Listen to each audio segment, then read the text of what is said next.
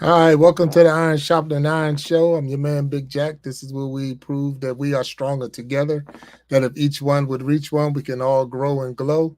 And today is just another special day, a super exciting day. I got a wonderful guest that's going to be on the stage with me, and I'm just looking forward to having them up here and without even dragging it on. But before I get started, I just want to throw it out there that we are still doing the community challenge, hashtag grow and glow together. So if you would go ahead and put grow and glow together in the comments section, either before or during the show or after the show, we'll add your name to a drawing, and then we will draw your name during the We Be Jamming live show. And this next one is April 26th.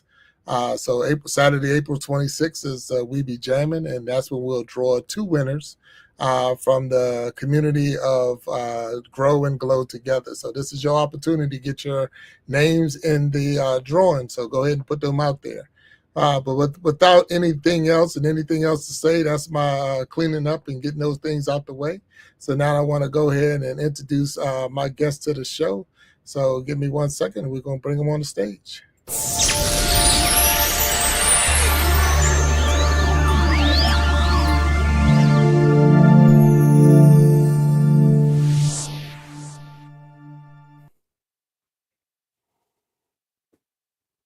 All right, welcome to the stage, Creating Yeah, Change, my man Guy. How you yeah. doing, sir? What's going Doing on? very good. Good evening, everybody. Good evening, Big Jack. Thanks for having me on, man. Oh man, you're more than welcome, and thank you for being on the Iron Sharpening Iron show. Hmm.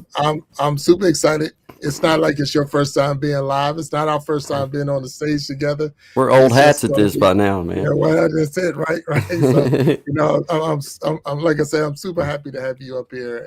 Thanks, man. It's a lot of times we're here and we're talking business, or we're talking about the We Be Jamming live show. We're talking about Yeah, StreamYard, but this time I'm gonna have an opportunity to talk to you. I'm talk to yeah. Guy. I'm talk to Okay. Creating Change, Sounds and I'm gonna good. tell you something right now. I love your name. I love Thanks. your handle, Creating Change, because every time I hear you talk about something here and there, because of what you're doing, I'm saying your name just says I'm creating change. It's Yeah, like things are not like it was or like it's going to be, and you're going to see some changing going on, and you're doing it. yeah, You're doing it. yeah. So super excited. And when I Thank you. hear different things, I'll be like, wow, he's creating change. His name is perfect for him. And Thanks, man. again, I'm excited. So yeah, like I'm giddy like a fan. So I apologize, Thanks, man. because it is cool. It's cool to have you on here. So, Thank you. um, so uh, we know how it works. We on here. You're live. You're live on your channel. We're live on Yeah, Facebook. We're live on YouTube. And then when it's over, we'll put it on TikTok and put it on Instagram. I just try to spread the wealth with everybody. that's And right. then people are going to be reaching out and commenting in the comment section. So when we'll take a course of pause and make sure we recognize everybody down there. I mean, I'm already seeing the Gen X effect in there, and Snapback to Sean is already there. B 2075, already down there. Yeah, So, yeah, vibing with VC is in the house, and that's cool. The yeah. Heavy Hitters band is in there, and that's really What's cool. up?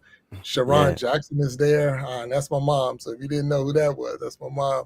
yeah, Let me say, is a Cassie Kitchen Creation is in the house. All right. yeah. So, What's and up? then and so we already got the people here, and so while we have you here, and I know you have your own Yeah, show, so yeah, that's sure. cool in itself. But tell us about you. Tell us who is Guy. Okay. Introduce yourself to the people. Okay, my name is Guy. I'm a family man. I have a son and a wife, and I am about 95% sure I have a daughter that was just introduced into my life in the past couple weeks. But most importantly, I'm a dad. I'm a husband. I'm a son. I'm a brother. I'm a nephew. I'm a friend. I'm a man of reflection. I try to take the time to look at all of my mistakes, all of my wins, losses, all of it, and I try to make sense out of it in a way that in a way that fits into my brain and says, okay, well, I see how this worked in my life. I talked about luck over the week, and it's one of those things for me that I look at it from the angle of good and bad luck can be a blessing. Mm, Good and bad luck that you perceive as good or bad luck can be a mm, blessing. when given the time. So, I've tried to be in this walk. I finally accepted that I'd had enough of the prior guy, the 25 years worth of just barely living what would be real life, and stuck in addiction, and stuck in just that in your brain. You're stuck here, you can't go nowhere. Your life is going by, but you're not going nowhere. And I decided that it's going to create some change in my life, so I started this little YouTube channel, and just wanted to share myself. I'm not a doctor, I'm not a lawyer, not an Indian chief. I don't have anything too awful glamorous to talk about, but I do have life experiences that I've been through that maybe I can speak about, maybe somehow have something in somebody else's head that's like, hey man, I never heard it phrased that way, or never heard nobody talk about it like that. So, but to answer your question, I'm just a family man. I'm a friend, and just a simple man. I don't have much, but what I have is mine, and got it honest. Didn't have to steal nobody or rob nobody or anything like that. Um, and I have a family that loves me and been super supportive. So yeah, that's what I am. I'm a family man, and I'm a friend, and just a normal dude. Uh, There's nothing wrong with being a normal dude if that's all, Um, or with all the things that you just named off right there. So, and I'm gonna tell you this, guy, I'm being, I try to stop saying it as much as I'm saying it, but I know we only know each other through YouTube. We know each other through yes, sir. social media and this and that. But Yes, sir. you come across to me as a person I can hang with, and Mm, and that's it's a lot of people I do a lot of things with, but there's only a couple of people I say I can hang with, and that's how you come across. So that right thank you. there is, in my eyes, it's like this guy is like he's straight, and that's Appreciate that. that's what a lot of people want. They just want straight. I don't. I've never had a conversation with you where I thought you was blowing smoke. And like All it's right. like it is what it is. It's gonna be what it's and real talk, real people is what That's I'm way too old for all the other games and stuff. Yeah, You man. know, And I've that heard all the war stories and all of the big tall tales that I've heard a lot of it, and it seems like sometimes you can see through.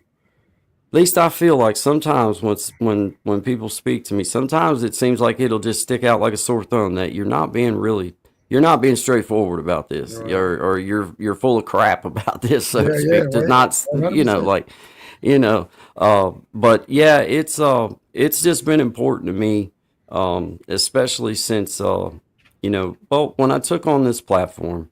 Big Jack, I've said it before, and I do know your name, and Oh yeah. so Bill, I've said it before. It means we're on this side of the show, Mhm. but I've said it before. My payment will never have anything to do with dollars. Mhm. I wanted, when I started this platform, to respect the platform that I have, and my payment will come in when I have something I want to talk about, or something that I have to say. Then there's people that want to hear what I have to say. Right, right. That's my payment. And the more I see that, then the more payment I'm getting, because the dollars does not. Now, I'm not an ignorant man. If somebody's going to pay me for something that I enjoy doing, then That's right. obviously I'll make sure that it can be deposited into my account. But my 100%. true payment is when I have something to say, that people that may be trying to work some things out in their mind, maybe somehow something I say will trigger something, and give them a little bit of motivation, or inspire them to say, well, wait a minute. I see what he's saying. I see what you're talking about, or I just like the way you said that, and it makes me feel better somehow.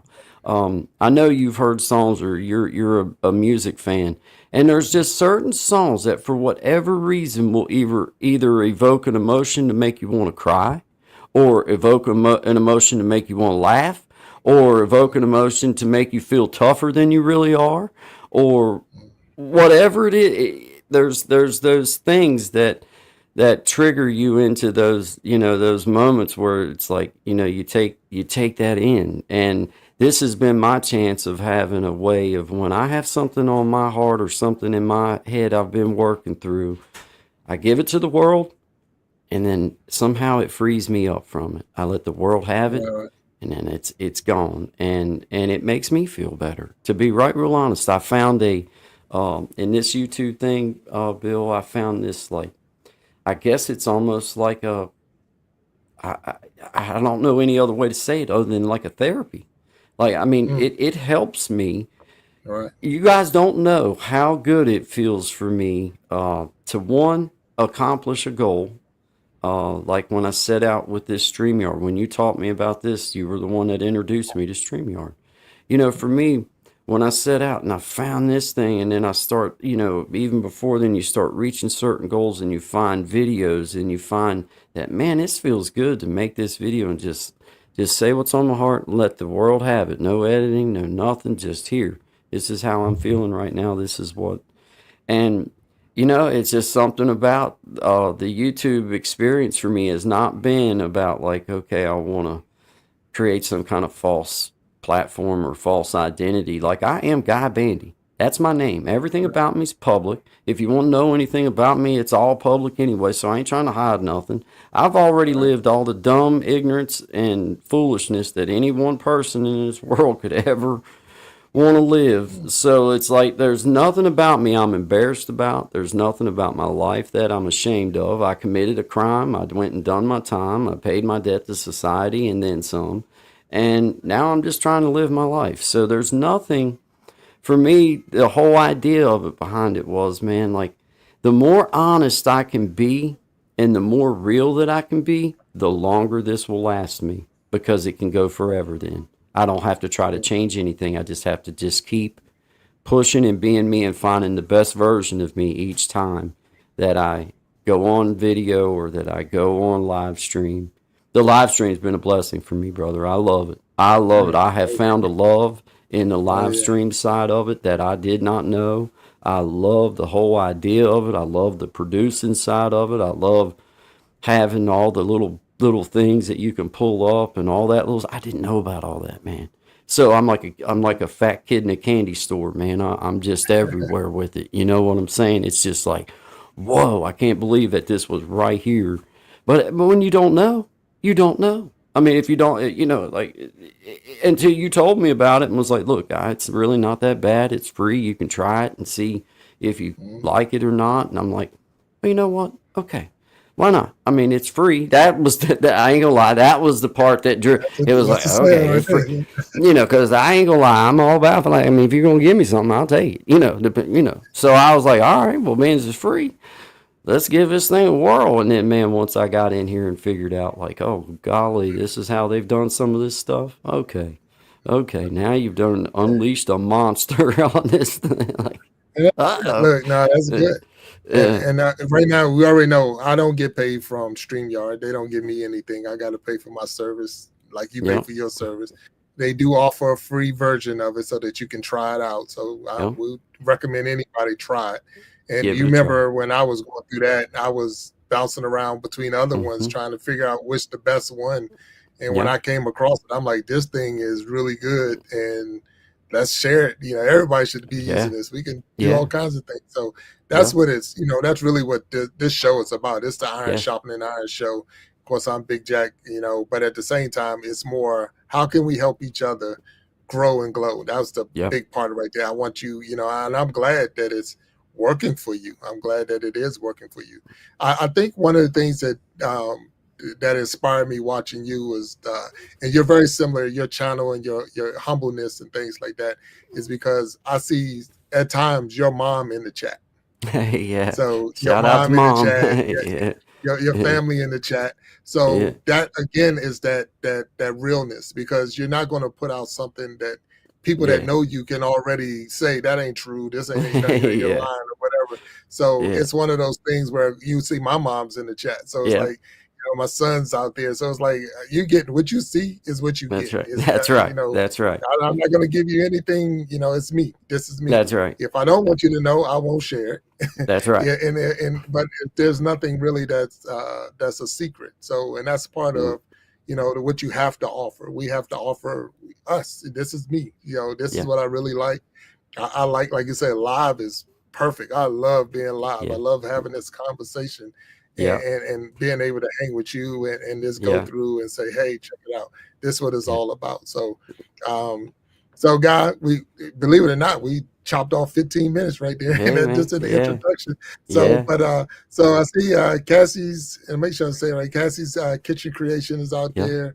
Shout out to My you. girl waffles, and I think that's one that came through you. What my girl waffles, Okay. Sharon Jackson, Good to see Vibing you. BC, and Vibing. I've seen earlier she was saying that the time change is messing her up. So I can imagine, especially being in a different country, the time Yeah. change does mess people up. But this is the same Yeah. time. We always come on 7 o'clock Eastern time, 7 p.m. Eastern time, and then we do the after show if you can hang on with us. Real Odds and Evens is out there. B from you said better than I. Give Sister Belinda, knock her out. Shout You out got to to do it Sister for her. B there. 2075 right around the corner. Appreciate 2075. you. There you go. Yeah, 100%. And she the most busiest woman in all chats. She be Yeah. putting in, she put the links out. So I'm definitely a fan of B. She takes Yeah. care of us. So she's better than Nightbot 100%. So Indeed. yeah, Indeed. yeah. He is way better than Nightbot. So yeah. And then the Gen X Effect is out there. Desi's in there in the house now. And, Christina Childress. Yeah, I'm That's saying it my right. Aunt Okay, Chris. yeah. Hi, Aunt Christina. That's How you fine. doing, Okay. darling? All right. Yeah. All right. That's my mama's baby Lacey's Warren. sister. Yeah. All right. Welcome. Hello, Auntie. Hello. How you Yeah. doing? Yeah. Yeah. So you got Lucy's Warren's World. I believe I'm saying that right. The Heavy Hitters Mm-hmm. band is out there. B, of course, we got Sister Belinda. Indigo Mm-hmm. Twin is out there. And hey, What's yo, up? how you doing? Yeah. And we're here on the Iron Shopping Iron Show. I know Snapback Trishana's out there, and so guy, if you don't mind, just share with us how was it growing up for you? For you Mm. growing up, what was your child like? So let's say your elementary years. What was it like for you? Yeah, my elementary years, I can't say that I had a bad childhood. Excuse me.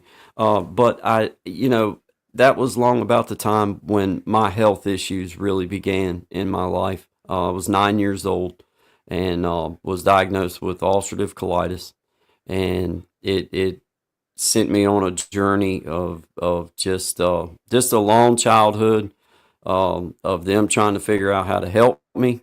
My mom and dad obviously, going to whatever lengths necessary to try to get their son, their baby fixed. And just it was a good childhood, a loving childhood. My family loved me, and I had super supportive people in my life.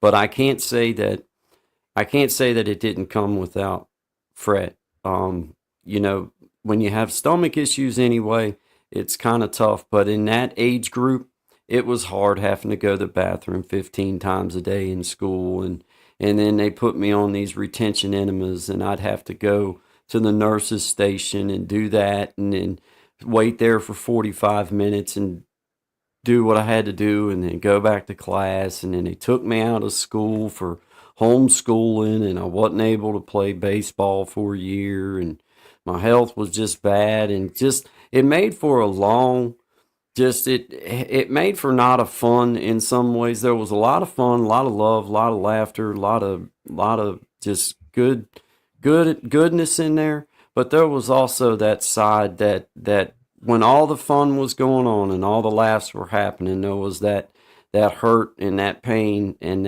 that it was a personal thing that mom and dad couldn't take that pain. Mom and dad couldn't make it stop. Doctors couldn't make it stop. And at that time, uh, things were brutal. Like colonoscopies, I was never put to sleep for a colonoscopy. The comforting that I had was my mom holding my hand. And so there's certain things that when I look back on my childhood, somebody will ask me about that, and it's like I can say that it was the most loving and blessed childhood that any person could ever have. But on the same token, it was a very difficult moment in my life that led to things that was unforeseen. That we didn't know that the health issues that began with as ulcerative colitis could turn into ankylosing spondylitis, which then led to me having a horrible problem with my hip and my low back for several years through my teens. And then I wound up having a hip replaced by the time I was 23 years old, not from an injury, but just from health. My health just seemed like, for whatever reason, from like about eight years old to about 25 years old, it's like it just all went downhill. And then for whatever reason, um, I've said it before, in the past 15 years, this has been probably it's been a hard 15 years because I truly kicked everything. I kicked all of it, and it was hard. Because I had some demons in the closet that I had to get them out, and I had to fight them and put them to bed. And they're no longer in the closet now. Now they're out of the closet and they're in the bed, and that's where they're going to stay. Right. But I had to come to terms with some of those things. But it was one of those deals that looking back on it, childhood was a great childhood for me, Big Jack. Loving and blessed, and I learned about Jesus and prayer, and I can just remember my family just being full of love and kindness, and just family dinners, and talking about the Holy Spirit. And I remember a funny story from my childhood. My Uncle Jerry, he's a preacher, truly a preacher. He's Right. just an awesome person and tells a great story. I can't tell a story like he does, but him and my mom, as a kid, us kids was always allowed to sit at the table no matter how old you were. If you wanted to handle yourself like a young man, you was allowed to be at the table with the adults and talk, because they always talked at the kitchen table with coffee and all that. Well, my Uncle Jerry was there, and they were talking about the Holy Ghost, right? Well, I think I was about 7 or 8 years old, just old enough to know that that as long as I acted like I had some sense, I was allowed to be in the room and I was allowed to talk with everybody. But my mom and dad were the kind of people that, hey, if the adults are talking, you don't come in here interrupting and acting ignorant. You can go in there and play, but we're in here to talk. But if you want to come in here and sit down with us and join it and be a part of things, and you're always welcome. So anyway, I'm sitting there and I'm listening to him talk, and I was just young enough that I kind of knew that he was talking about I knew that he was talking about the Bible. I knew he was Right. talking to my mom and dad, and they were having it was a great but then the conversation of the Holy Ghost come up, and I just remember I was at an age where I was like, "There's this ghost in here," and I'm like, "Well, I I was like, "Well, I don't see him," but like I just heard him telling me that there's a ghost in this house. Like, it was almost like I was startled by the fact that, Mm. like, holy, like there's a ghost in here. And then it wasn't long after that it was brought to my attention that it was not a good, like what I'm thinking of as a Right. ghost. But Right. I Right. can remember in my little mind, it was like, oh Lord, there's a ghost in that. Like, like trying to run to your bed and get under the covers and pull the covers up because there's a ghost in the house. But Right. just, man, my childhood was great. I'm not going to look back and whine about things, but there was those struggles as a young man, especially coming up through, prepubescent years and pubescent years and elementary, middle school years. If I hadn't been the kind of dude that I was, that there wasn't many people made fun of me. And I used comedy as a way to take their bullets. If I fired every bullet about me and made a joke about me before you ever did, then now what do you got to say? Right. And that was the way that I handled that. And not many people ever had much to say to me, Mm. because that was the way that I had. Like, you can't, at that age, like, you can't hide things. Somebody's going to find out. Somebody's going to, they're going to know everything about you, just like in the penitentiary or in the military or wherever it is. If you're in a group of people, if there's Right. something they're going to know about it. And they were just at that age group, they are mean, and they are. But I have to say that I was not one of those kids that got, and thank God I did not get made fun of. Obviously, all of us had our little, whatever, little, not friends with people, and they didn't like you and you didn't like them. But as far as like being bullied or made fun of or like that, nah, it didn't happen like that. It was more so just a thing of like, it was just an uncomfortable situation, and there wasn't no fun to be found when you're hurt. You want to go to gym class, but your stomach's hurting, and the doctors are telling you, well, you can't be being active like that because you could bleed out or whatever, and it's like, holy crap, man! Like, like it was life changing. It really was. It was life Yeah, changing. no, You know. no, and I cannot say I know what you've been through, but I understand, like you say, when you have situations happen in your life that it alters, what you are. I've It seen does. that your aunt had put up that you was a great soccer player and baseball Yeah. player. Say one of the best of the state at that time, and then like you say, have anything come and shut it down or slow it down. It makes it makes it tough. So that I feel with you. Now I'm gonna tell you this. Now I'm gonna be honest with you. I had no clue what you were talking about when you named off what the problem was. So, as the Okay. more you started talking and you were saying some of it like the stomach and this Okay. and that, because Yeah. it's not something It's that's an commonly, it's not a no. common heard. I'm not gonna say it's not common, but it's not something I've heard before.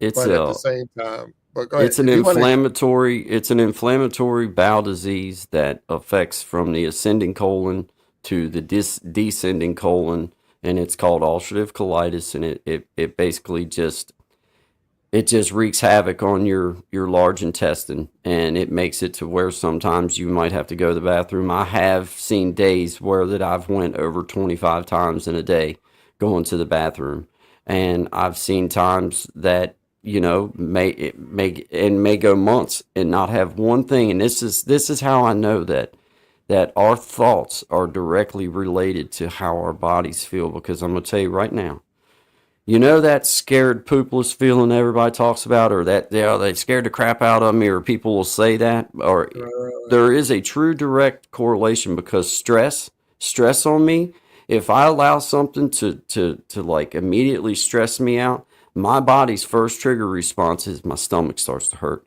and it starts to but like it'll like, no kidding, for the first 2 weeks coming on here live and not knowing about the computer, not knowing about like how to use this, and like just being like, I wasn't scared of being live. That had nothing to do with it. It was all the other stuff. But my stomach would physically start hurting. Like it would and it was a direct, and it was right as I would start knowing I had to come in here and get ready to turn this thing on and start using it. And it was a direct response to how my brain was reacting to the stress level that was going up. So I do my best these days, because I know that like today I am doing great.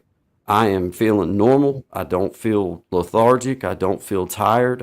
My stomach's not been hurting all day. I feel normal. And I might feel that way for 2 months.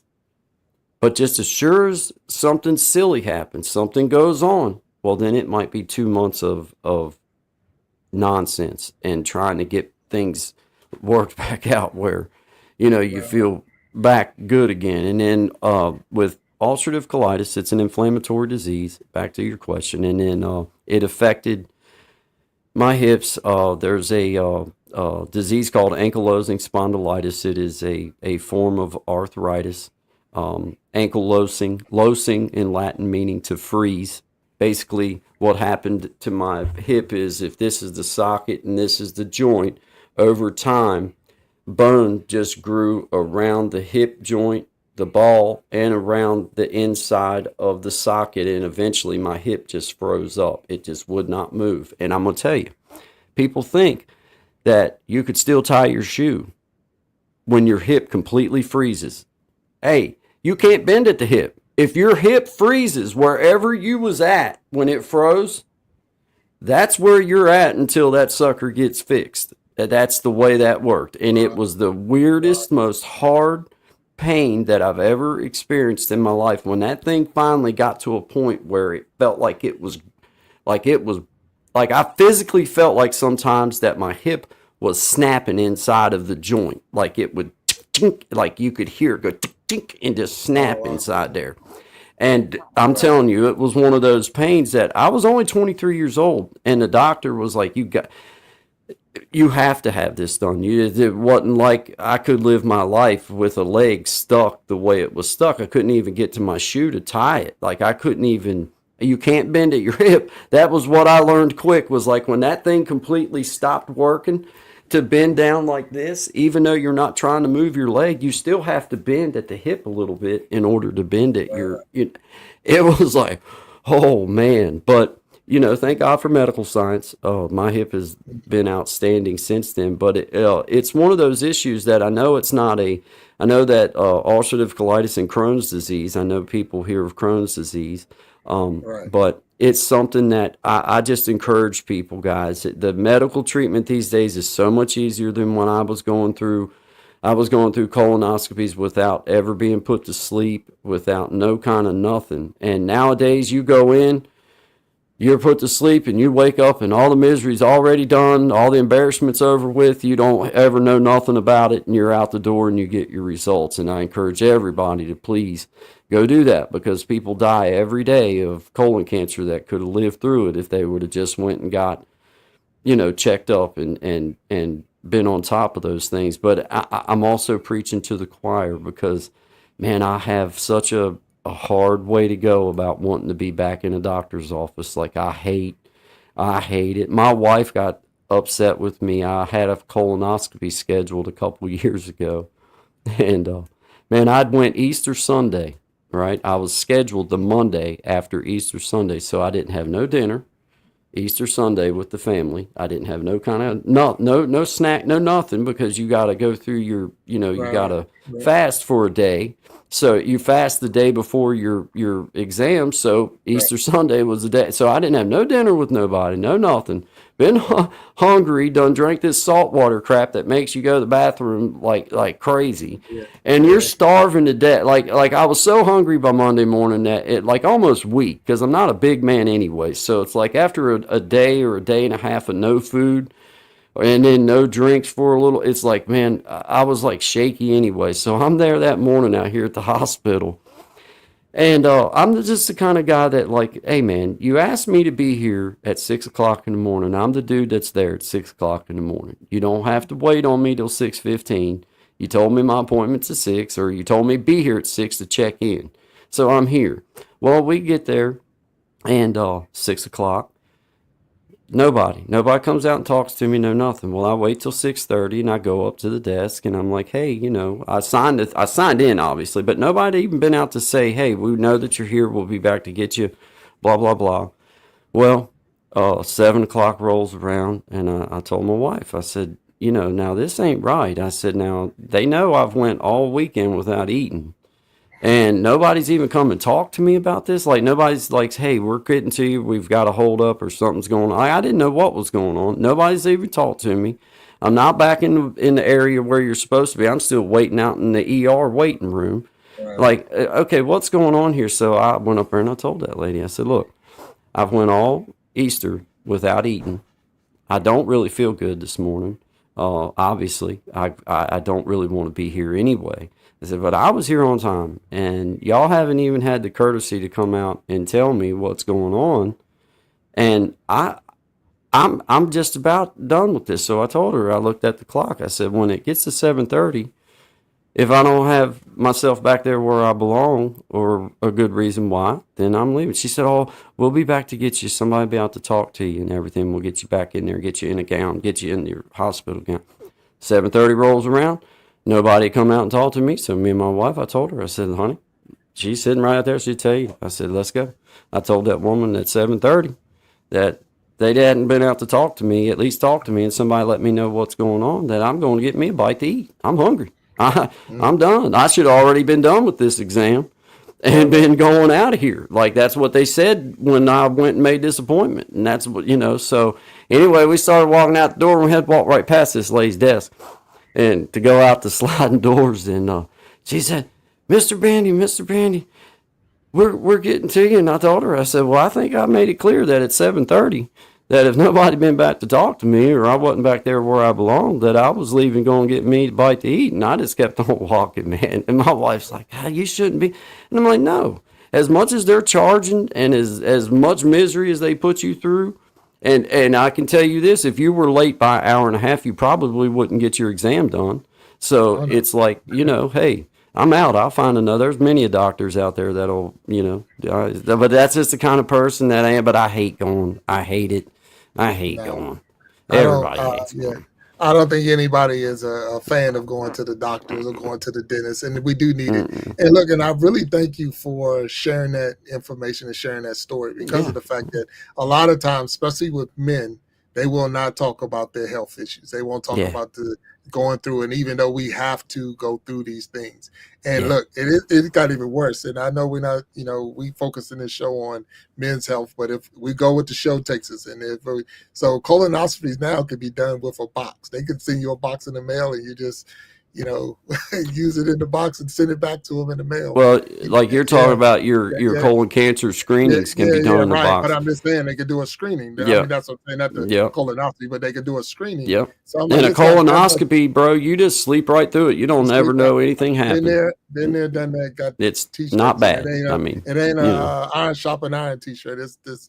I got it. So I've been That's there, right. but it That's is part right. of it. It is part of it, and men do have a hard time. Yeah, they But do. you, like you say, we think we're, well, that's not a macho thing, or it's taking me down or whatever. No, it's going to keep you alive. It's going to Yeah, keep you around. It's going to find some things out about you. But at the same time, you're right. If you're going to the doctor's office and you're late, they want to charge you. They're hmm, gonna charge you late fees and all that. But then you go in there and they take a 30 minutes, an hour to see you. yep. They don't pay you extra for coming in there and being on time and all of that. So, and it's like you owe me something, but no, it nothing else. You owe me courtesy. You don't owe me, The courtesy of an money. explanation. Yeah, Just recognize me that I'm here, yeah. and so That's all I really wanted. That's all I really wanted was I just some respect what you courtesy. did. I respect what you did, but at the You same know. time, it's like, if something was to happen, I can see where your wife now, like, wait a Man, minute, she was not you still happy need to get with it me, done. dude. She wasn't But you still happy need to with get it me. done.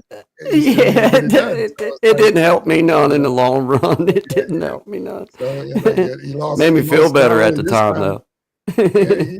Yeah, I'm gonna be a man, a macho. Okay, you want me to get Yeah. going, And I but still you had to still got to go. come It's back. like Still got to come back. Yeah, yeah. it didn't help me none. So let's take a quick Yeah, break and make sure we yeah, recognize the people that's down there. Again, yeah, Snapback Tristan is there, the magic yeah. of healing, and that's say the last name for me. I know you know the name. It's Amina.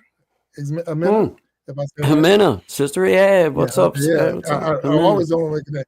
Jovel is in the house, and hello, and that's Jovel. from our the land of the Philippines, and a Yeah, beautiful singer. We had her on the yeah, We Be Jamming Live. We was able to play her music, and so yeah. glad to see that she's here. Cindy She's great. Lifestyle and more. All right, Yeah. Cindy Lifestyle and more is in there. Bless to Crochet is here. Hello, Bless. How you doing? Here, Sippy, if I'm saying it right. Am I saying it right? Her sippy. Yep. CIPI. Yep. Yeah, Sippy. Hersipi. Okay, all right. Indigo Twin. Just keep going up the list, and then we got what's that? Lucy Warren's World. The Source is here. Hello, Source. So Gen X is in source. the house. And then Gen we keep X. going, and so we just going. So it's a lot of people out here, and we got Yeah. Guy creating Yeah. change on the Iron Sharpening Iron show, and I'm super excited because he was sharing. Um, some people will say it's personal, and it is personal. It's your medical history. It's what you went through. You were telling us about your childhood, but at the same time, you're sharing that hey, there's no shame in going to the doctors. Nobody No. likes it, No. And I always say it. I say it 1,000 times. Doctors practicing medicine, but they're practicing on you. So that's a Yeah. lot of times why people don't want to go because it's like they're just practicing on me. You can't Yeah. tell me what's wrong with me. You can't tell me what's wrong. You only telling me, take this and we'll try this and we're gonna try that. But you want the pain to go away. So I didn't go through that. But when I was younger, sometimes I had to go to the hospital. Some of it was my fault. I did some dumb things that I shouldn't have Yeah. done. And Yeah. that'd be another one with my mom, like, whoa, I just found that out because I kept that as a secret. I never told anybody. It was years before anybody ever found out. But it was just, some things we do because, and you made a comment, stress. Yeah. Sometimes stress gets you to do things that you wouldn't even imagine doing Yeah. on a normal basis. This is Yeah. stress of not having something done on time or embarrassment, not being, people seeing your flaws or whatever. So it stress you out to the point that you find yourself doing things that you would never have done on a normal basis. It's just like, Mm. hey, But at the same time, it needs to be recognized. That's no different Yep. than now we're recognizing mental health now. We're recognizing those things to say, hey, these things are real. And not only are they real, they're out there, and they're if people don't do something about it, don't and get in front of it, you could find yourself, like I say, had you come yesterday, we would have been able to stop the cancer. We would have been able to Mm-hmm. stop this problem. But because Indeed. you didn't come, that's when you run into, so I'm a survivor of cancer. I had prostate cancer. I had to have, Wow. had my prostate removed and all of that stuff. But after that, I became an advocate of prostate cancer. Go get that, go get it checked. Check Yep. the blood, check those numbers, go through what you Yep. have to go through because of the fact that it's one of those silent killers. You don't know until Yeah. it's too late Yeah. if you don't Yeah. do something about it. So and another thing that I would share with any, especially the men out there, because women are a whole lot better than men are with this one. But Mm. talk to your family about the problems that you have. Yeah. Don't keep it a secret, because when they go to the doctor, the first thing when we go to the doctor asks is there any history in your family of this and this and this? And you sitting there like, nope, nobody has it. And like, Yeah. and then you talk to the uncles and you talk to the grandfather, and they're like, yeah, I had that. Like, why nobody told me that? Because like Everybody in in the my business, family had it, and I didn't know. right, right. Nobody tell you. So, Yeah. I know you have a son. So I'm like, one of those Yeah. things is to share that information. And I had to tell Yeah. my sons, especially Yeah. after I found out, because I got some stingy veins. So you cannot draw blood out of my arm. It's just not happening. Ah. So the only way I Yeah. can give blood is with the butterflies. I have to use the little Okay. baby Yeah. needles to give Yeah. blood because of the Yeah. fact that my them I'm stingy. I know my pockets are stingy. My blood's stingy too. So with that, with that thing, so I had to tell my kids though that like there's nothing wrong with you, but don't let them just keep sticking those big old needles in you, because they're not going to get Right. what they're looking for. They have to Right. use the butterflies, and it turned the light on when I found out. But then one day I'm talking to my grandmother on my father's side, and my grandmother was like, "Yeah, we all got small veins," and I'm like, "Nobody said this." For years they've been Yeah. sticking me. Yeah. So like if they needed 2 tubes of blood, and if they needed 2 tubes, once they put the first, and when they took the tube out to get the second tube, it'll drop like a desert. And like, what the And heck? And they like, that's I don't know what happened. Like, well, they stingy. So, but those are the yeah. things that we share. We share that. I share with my kids. I let Yeah. them know, because and I know my oldest son shares with, so now if they take their kids need to go to the doctors, like, hey, those veins are stingy. It's Yeah. passed down through the years. So So it's so we hereditary. right. Is that Oh it's yeah, yeah, yeah. 100%. My Yeah. grandmother, my father, me, my Oh. sons, we all got them little baby veins, and so use the butterfly. So that's what we Yeah. got to do. Yeah, that's Yes, right. look, Stop and I know stabbing you me. do it. Yeah, yeah, for real. Because I tell them, I look like you were with that nurse up there at the counter. I tell them, Yeah. look, and I'm generous. You get 3 sticks. That's it. That's the treatment. Yeah. I'm That's out. it. Whatever you can't get it, Yeah. and I could Yeah. never donate blood. I could never donate blood because of the Really. fact that Yeah. them using the butterfly, it would take us 2 days to give a unit of blood. So it's like Oh that's yeah, why, because it's yeah, so so, yeah, it's slow. so Yeah. slow and small. So So it's like you you would can't be in donate. like you're one of those kind of patients that like in an emergency situation, it would be difficult for someone And like, it can that be, but didn't know that, you need to know, yeah, and put that out you there. That know, is, because yeah, I mean, that is you small. know, So yeah, so yeah. So I don't. I see. Let me see. Indigo Twin said. I said. I got tired of them telling me nothing was wrong, and then lo and behold, first issue was thyroid cancer. Yeah, it's yeah, frustrating. The gender, age, weight. it Used to is. ignore people with real issues, and that is so true, 100%. Yeah. So Yeah. and the thing is, you go, and that's right, and they're practicing, they're 100% practicing, Yes, they and are. a lot of time, like I say, they're practicing on you. I mean, a doctor practice Indeed, medicine, they a, are. law, a lawyer practice law, and they're practicing on you. Different in Yeah. a musician playing, he's practicing to play and entertain you. Some songs are going to be great, some Yeah. songs going to bless, and how I know it's the fans telling you that was good or that was Yeah. bad. So we're Yeah. practicing. So Yeah. but thank you for sharing that with us. So I Oh, don't. you're welcome, I man. know you told us a lot of things, and I wanted to touch some area because you mentioned in your introduction, if it's okay, that you was 95% sure that you have a daughter. So Yeah. Uh, Yeah. I don't see if Yeah. you don't mind sharing No, the I story don't with me on mind, the and it's all that's hey, been well on my mind. well, tell me about this Uh, 95% then. yeah. I first day that it was really nice here last week, like one of those nice days where it was like just warm, you could feel the spring in the air. That evening, after I got done with everything and didn't have nothing really going on, I was waiting on my wife to come in. And I went out here in the back where the sun was coming down nice and it was pretty. So I got out here and I sat down. And I'm like, man, getting some old sun and everything, like nothing on my mind, everything just perfect, like a great evening, right? Well, Mhm, my wife, she comes rolling in. We've been married for coming on 16 years. And mhm. she come rolling in and I'm like, I could see her face when she come in. And I'm like, I don't know. Like, you know what I mean? I'm like, I don't know. She might be a little upset about something. I don't know. Maybe something going on.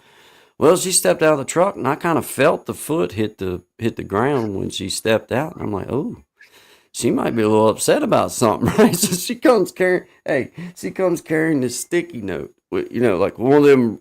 Like I can tell when my wife is handing me something in love and handing me something in like, ugh.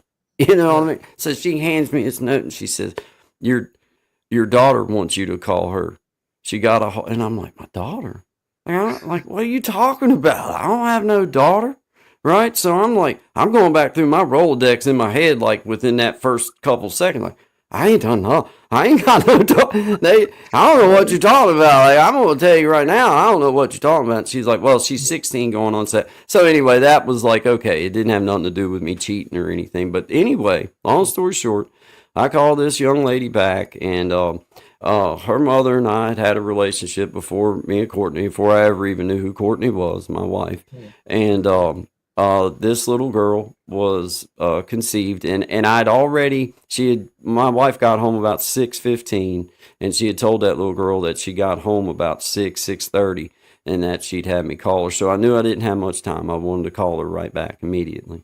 So I sat and I thought about everything. And I'm like, well, the last time that I was ever around her mother, the person that's her mom, would have been it was the month of September. And I'm Mhm. like, okay, well, if this little girl, when I call her, because I didn't know anything else, my wife didn't know nothing other than her name. And like, hey, she said that you're her dad and that she would like for you to call her. She would just like to talk to you. So I'm going through my mind and I'm like, well, if she says that her birthday's anywhere from like May to June, then I know that she's on to something. Not like because I didn't know her birthday or nothing at this point. So Mhm. Right. anyway, I call her and talk to her. Well, lo and behold, her birthday was June 20th, and man, she looks just like me, dude. I mean, it's like Mhm. I look at her and I think me and my aunt Chris had a little funny text about it, but it was like, if she's not mine, she looks so much like me that if she's not mine, I almost have to help her find her dad because I want to know my brother. Like I want to meet him Yeah. myself. Like you know what I'm saying? I Because got it. there's got to be somebody else that like, and then I'm gonna have to find out from my dad. Like, hey, what's going on, man? Like you didn't tell me I had a brother Right. somewhere. But she really looks like me. The math adds up, and we go Thursday, tomorrow. Supposed to Mhm. be there at 2 o'clock to do our DNA. Do the thing to Right. verify it. We could have done the at home thing, but it was going to cost me like $125 to do it at home, and that has no legal standing at all. So I, Mhm. I just went ahead and bypassed that because I truly feel like this young lady's probably my daughter, more than likely. Her grandmother, her mama, she calls her mama. Her grandmother and I were very good friends before her mother and I were ever friends.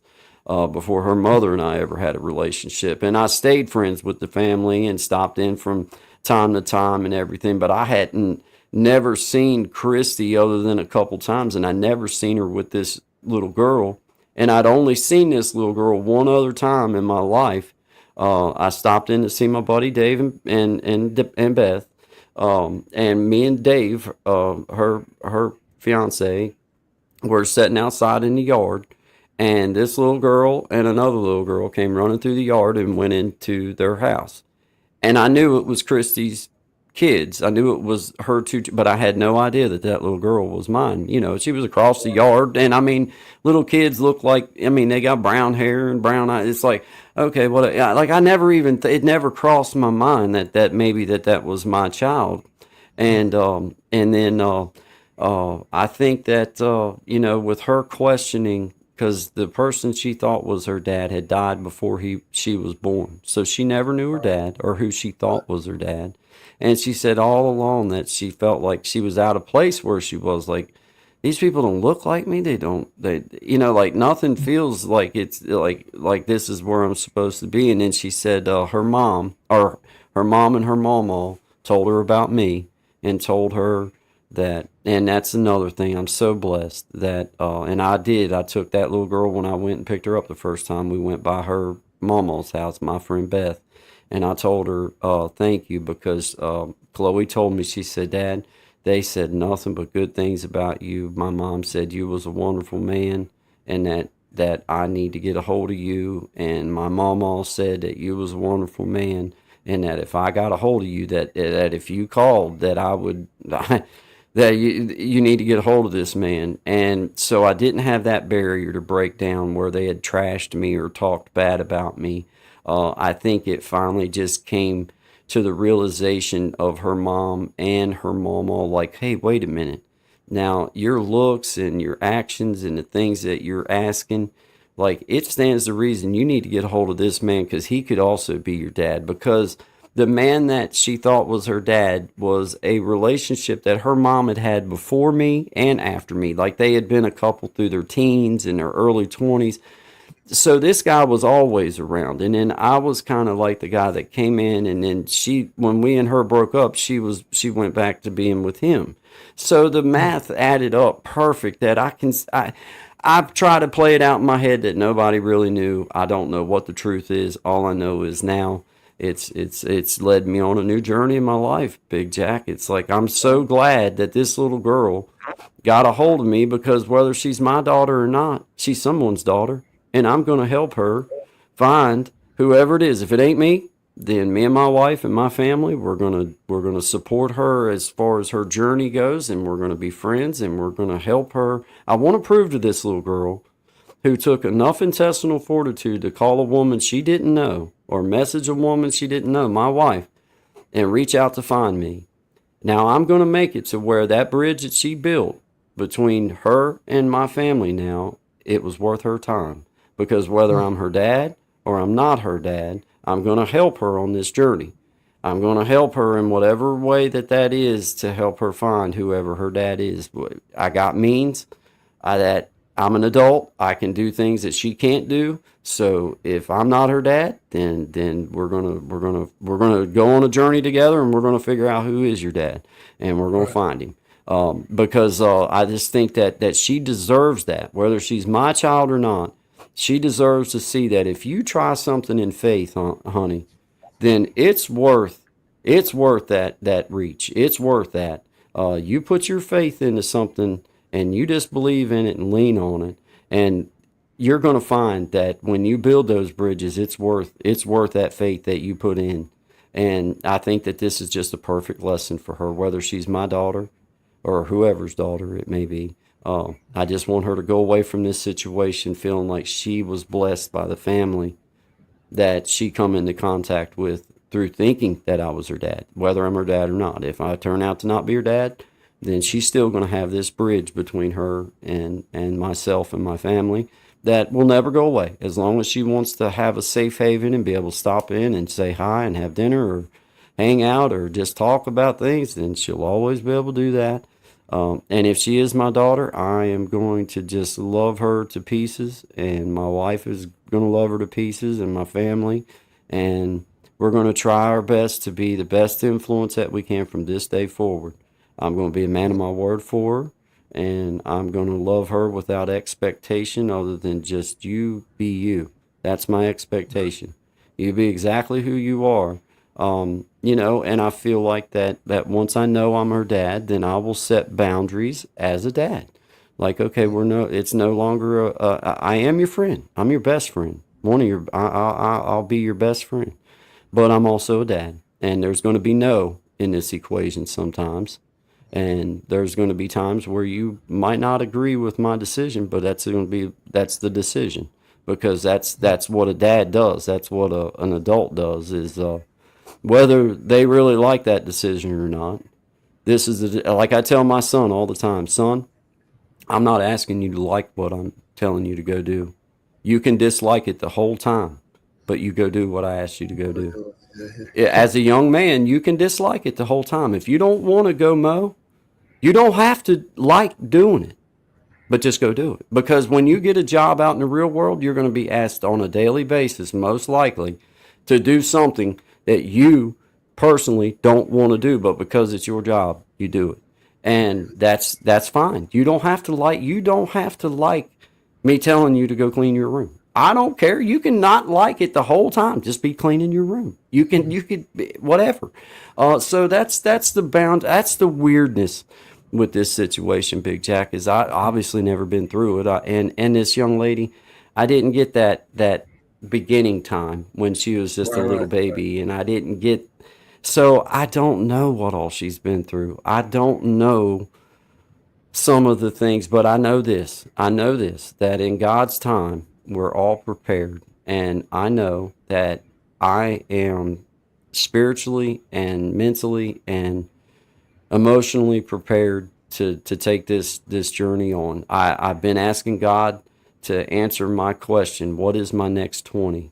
And I know for a fact my next 20 is going to be sober and it's going to be clear minded, but I've been asking God, I know what I have now, but what next for me in this next 20 years? And maybe this is a little piece of the next 20 years for me. Well, I know it's a little piece of what the next 20 years might be for me, if that's what God sees fit to give me, or maybe more, or maybe less, whatever that is. But Right. it just feels good, man. For me, I'm not disappointed that this little girl reached out. I didn't do nothing wrong in my marriage. I didn't cheat on Courtney for this. This little girl didn't come from nothing that was wrong. It was just a relationship, and I didn't have no clue that this young lady was in my life. And I think her mom knew that if I did think for 1 second she was my daughter, that I'd have been finding out a long time ago. Right, Like right. there wouldn't have been no, you can't keep, yeah, don't let size fool you, because you're not going to keep me out. Like, I'm coming. If I knew that was my little girl, but I didn't know. So you Right, right. can't, I can't, for myself, I'm not going to beat myself up over the fact that I wasn't there for her at Christmases and birthdays and first days of school and blah blah blah. Because, man, if you don't know something, You how just can don't you be know. upset about the fact that you Yeah. wasn't there if you don't know, if you didn't Right, know? right, So, right. that's kind of how I'm feeling, Now, man. the story itself is a beautiful story. So thank you for sharing that with Yeah, us, and yeah. it definitely answered my question about the 95%, because it's like, okay, what do you mean? And I Man. have an idea, I have an idea, but then like you say, this to say a 16-year-old, so that's like wow, so Getting ready to you're turn right. The whole 17, man, in right there at June. 17 years old, and now like you say, reaching out to your wife, like out of all the women or out of people to reach out to, you reach out to my wife, because it could, Yeah. some people, that could cause a lot of Yeah. undue friction that we don't, Yep. wait a minute, and Well, then and you just have to not explain yourself. her not knowing how my wife might treat her, or how, Oh yeah, I how always say that she would that. respond. And the truth is, like, I've tried to explain it to Courtney, because I know, it's a tough situation for my wife Mhm, too. It's tough. We lost a baby, and I mhm, didn't carry that baby. She did. So I can't judge her, her dealing with this. All I can ask her is to just be honest with me. Let me know how you're feeling. I'm not pushing anything on you, but know that my situation is different, because this kid really could have been here all this time and I didn't even know it. It's different for me. I didn't know this little girl was here, right, and right, I've right. got to show her love and kindness no matter what now. And Mhm, it's been this little journey on for me and my wife about, like, we want to just do things, man. It's so important to me that we land this one mhm. regardless. Like, I just want to stick the landing. I'm going to stay in the batter's box and I ain't coming out. Gotcha. I just want to make sure that no matter what, that we do the right thing as young Christian people, and trying to live by a walk. I try to teach by what I do say and how I respond to things. And Mhm. that's the best way that I know how to handle it, man, because it's so unknown that I could freak myself out if I start thinking about all the Right, unknowns. right, Like right. I'm like, holy crap, man. Like, and let me tell you something. I learned quick that there's a big difference between having a little boy and a little girl. Uh, I, Uh, they're I don't. both kids. They're both kids. But man, there's something about them little girls that, well, one, they can wrap you around their little finger, and they got their cute little smile and everything. But then they got that little bit of drama stuff going on and the girl thing going on that guy don't know nothing about. Right. Freaks me out. Freaks me out, man. But Yeah. working on it. But, Working on hey, it. Yeah. hey, look, hey, guy, we're at the end of Oh the man, actual yeah. show itself. The show Okay. itself, but then we go into the after show. Can you hang for a little while with us? Absolutely. Yeah. I'm gonna go Okay. get me All right. another refill on coffee, Yeah. and then I'll be right back. If All that's right. cool, is that Well, cool? no, Will no, that? let me, matter of fact, but while you're doing that, we're going to run a couple of commercials, give you a little break, and then Okay. Yeah. when we come back, we'll be in the after show. So this is the Iron Sharpening Iron show. I got my Yeah. man, Create and Change guy, on the Yep. stage, and we're going to run some commercials real quick, and then when we come back, we'll be get a little deeper into this conversation. But Yeah. thank you. Sounds good. Appreciate you guys.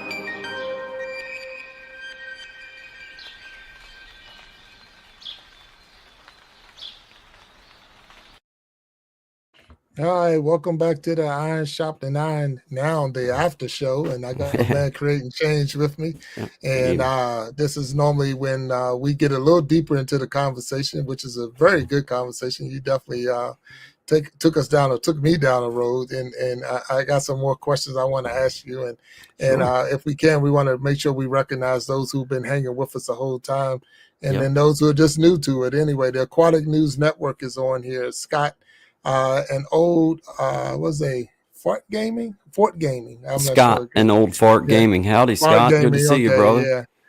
Yep. Like I say, colorblind is bad. So when they get the blue jacket, I can't see it. So it throws me a little bit off. But Els Endeavor's in the house. Niecy Jackson's in the house. Belinda B was at Shout 2075. out to Sister Almost here. B there. 2075 right Uh, around the corner. Magic of Healing is in the house. Snapback Trishana is in the house. The Source, Els Endeavor, I think we said. Holy 123 is in the house. Gen X, and we keep going up. Sharon Jackson's here. Christina Childress, and that's the Yes. aunt, correct? Yeah, the auntie. Yes. Yeah. Now, and if Yes. you don't have your blue jacket, is part of it is because I don't normally give the jacket until after the show. So we go through the show, and then that keeps me from going back and forth between YouTube Yep. and all the other channels. So I'll make sure when I go back and watch this again, I'll make sure everyone who has been supportive and been in the chats will get their jacket. So the next time you come on, you'll have your blue jacket. So Okay. bear with me. I'm still trying to get used to all this. So anyway, I see Byron Drums is in here. So if I'm saying it right, I hope so. Yeah. And we Brian going. drums. Yeah. Is it Brian? Okay, Brian Yep. Drums. All right. Mm-hmm. Cindy Lifestyle and More. Bless to Crochet, The Source. I know we said that. And we're going on. Is this Indigo Twin is in the house? So thank you. And those who were here and have moved on or listening in the back, we thank you for being on the Iron Sharpening Iron show. I had my man creating change with me, and he has definitely shared her sippy. They and it has definitely been sharing some good stories with us, and I thank you for that, guy. I definitely thank you. Absolutely. But this is also a time where we'll bring us another guest on the stage, and we'll get a little deeper into it. Mm-hmm. So let me give me 1 second. We get this new guest on the stage, and give me 1 second. Absolutely.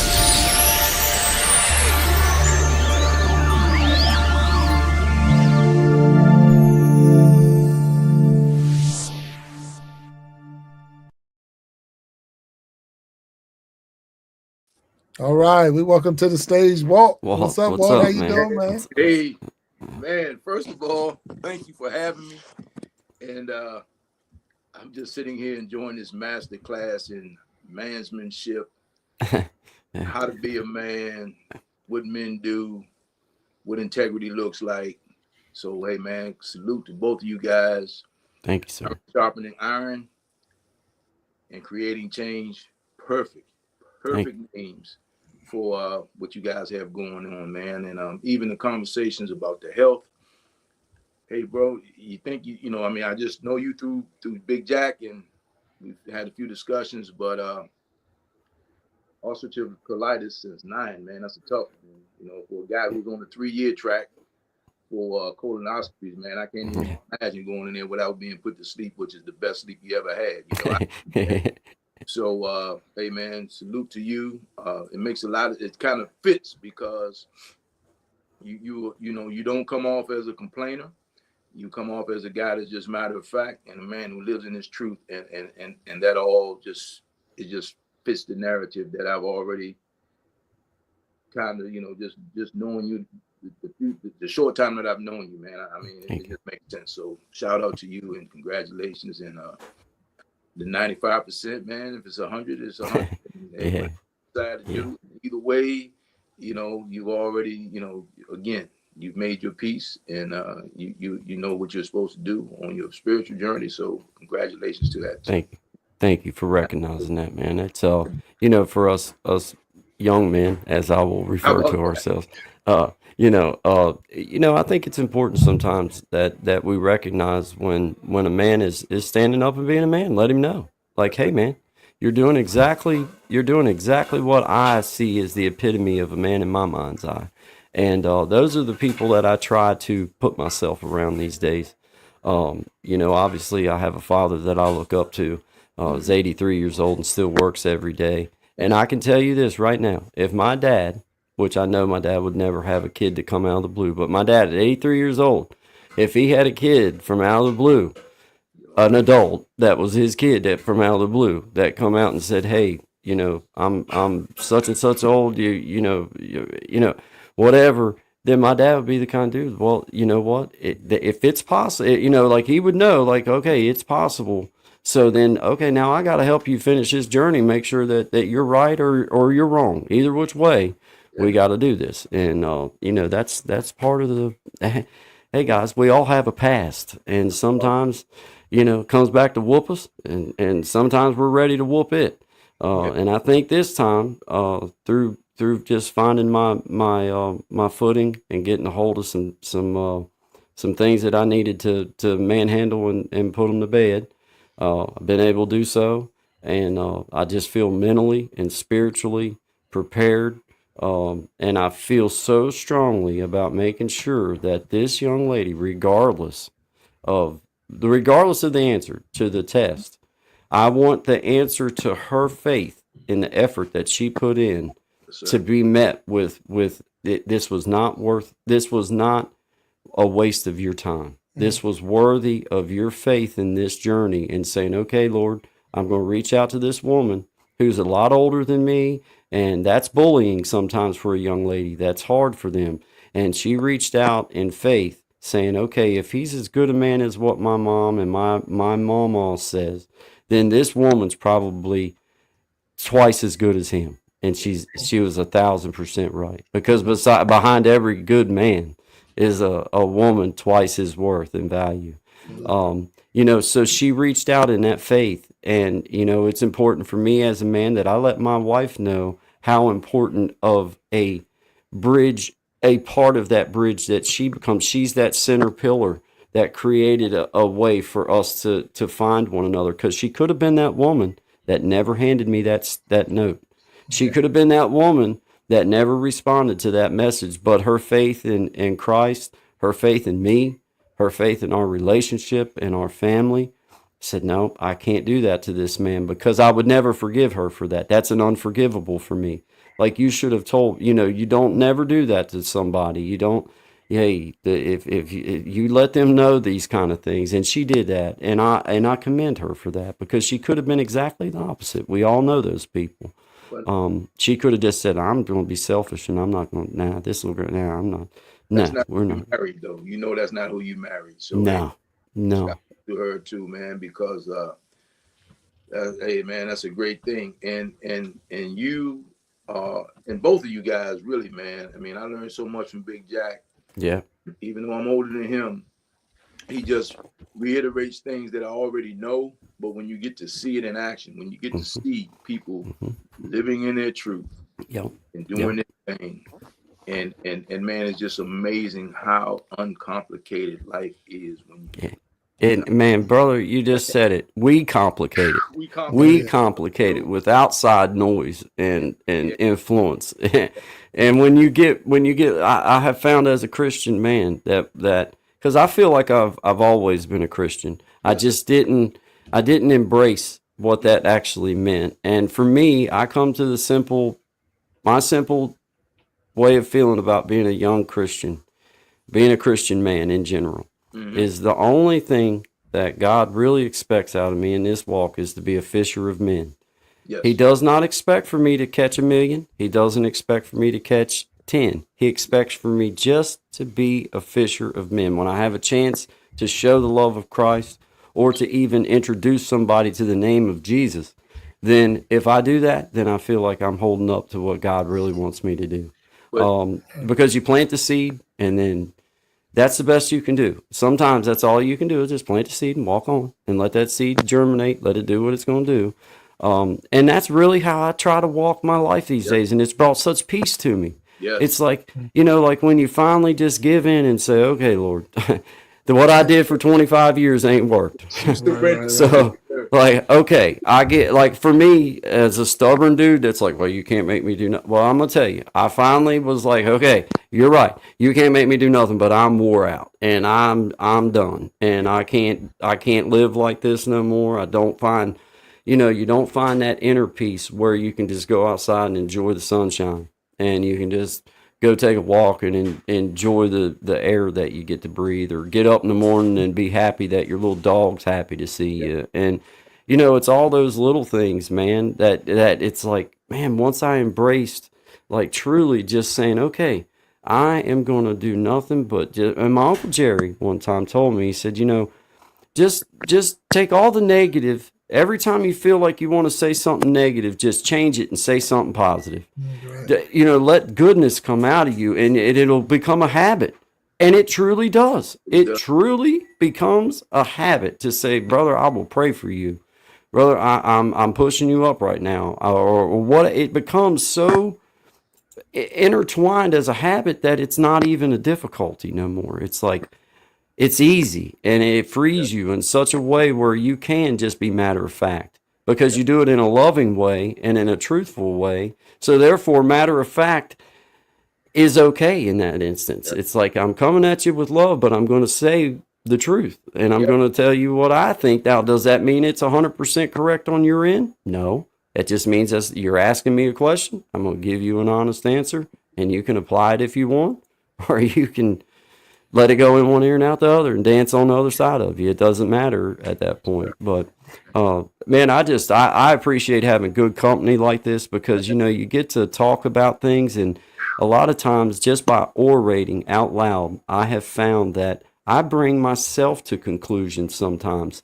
Mm. Like I will wrap something in it and it'll be like, finally I was able to close that in my mind, like okay, like I remember I used to talk about, there was this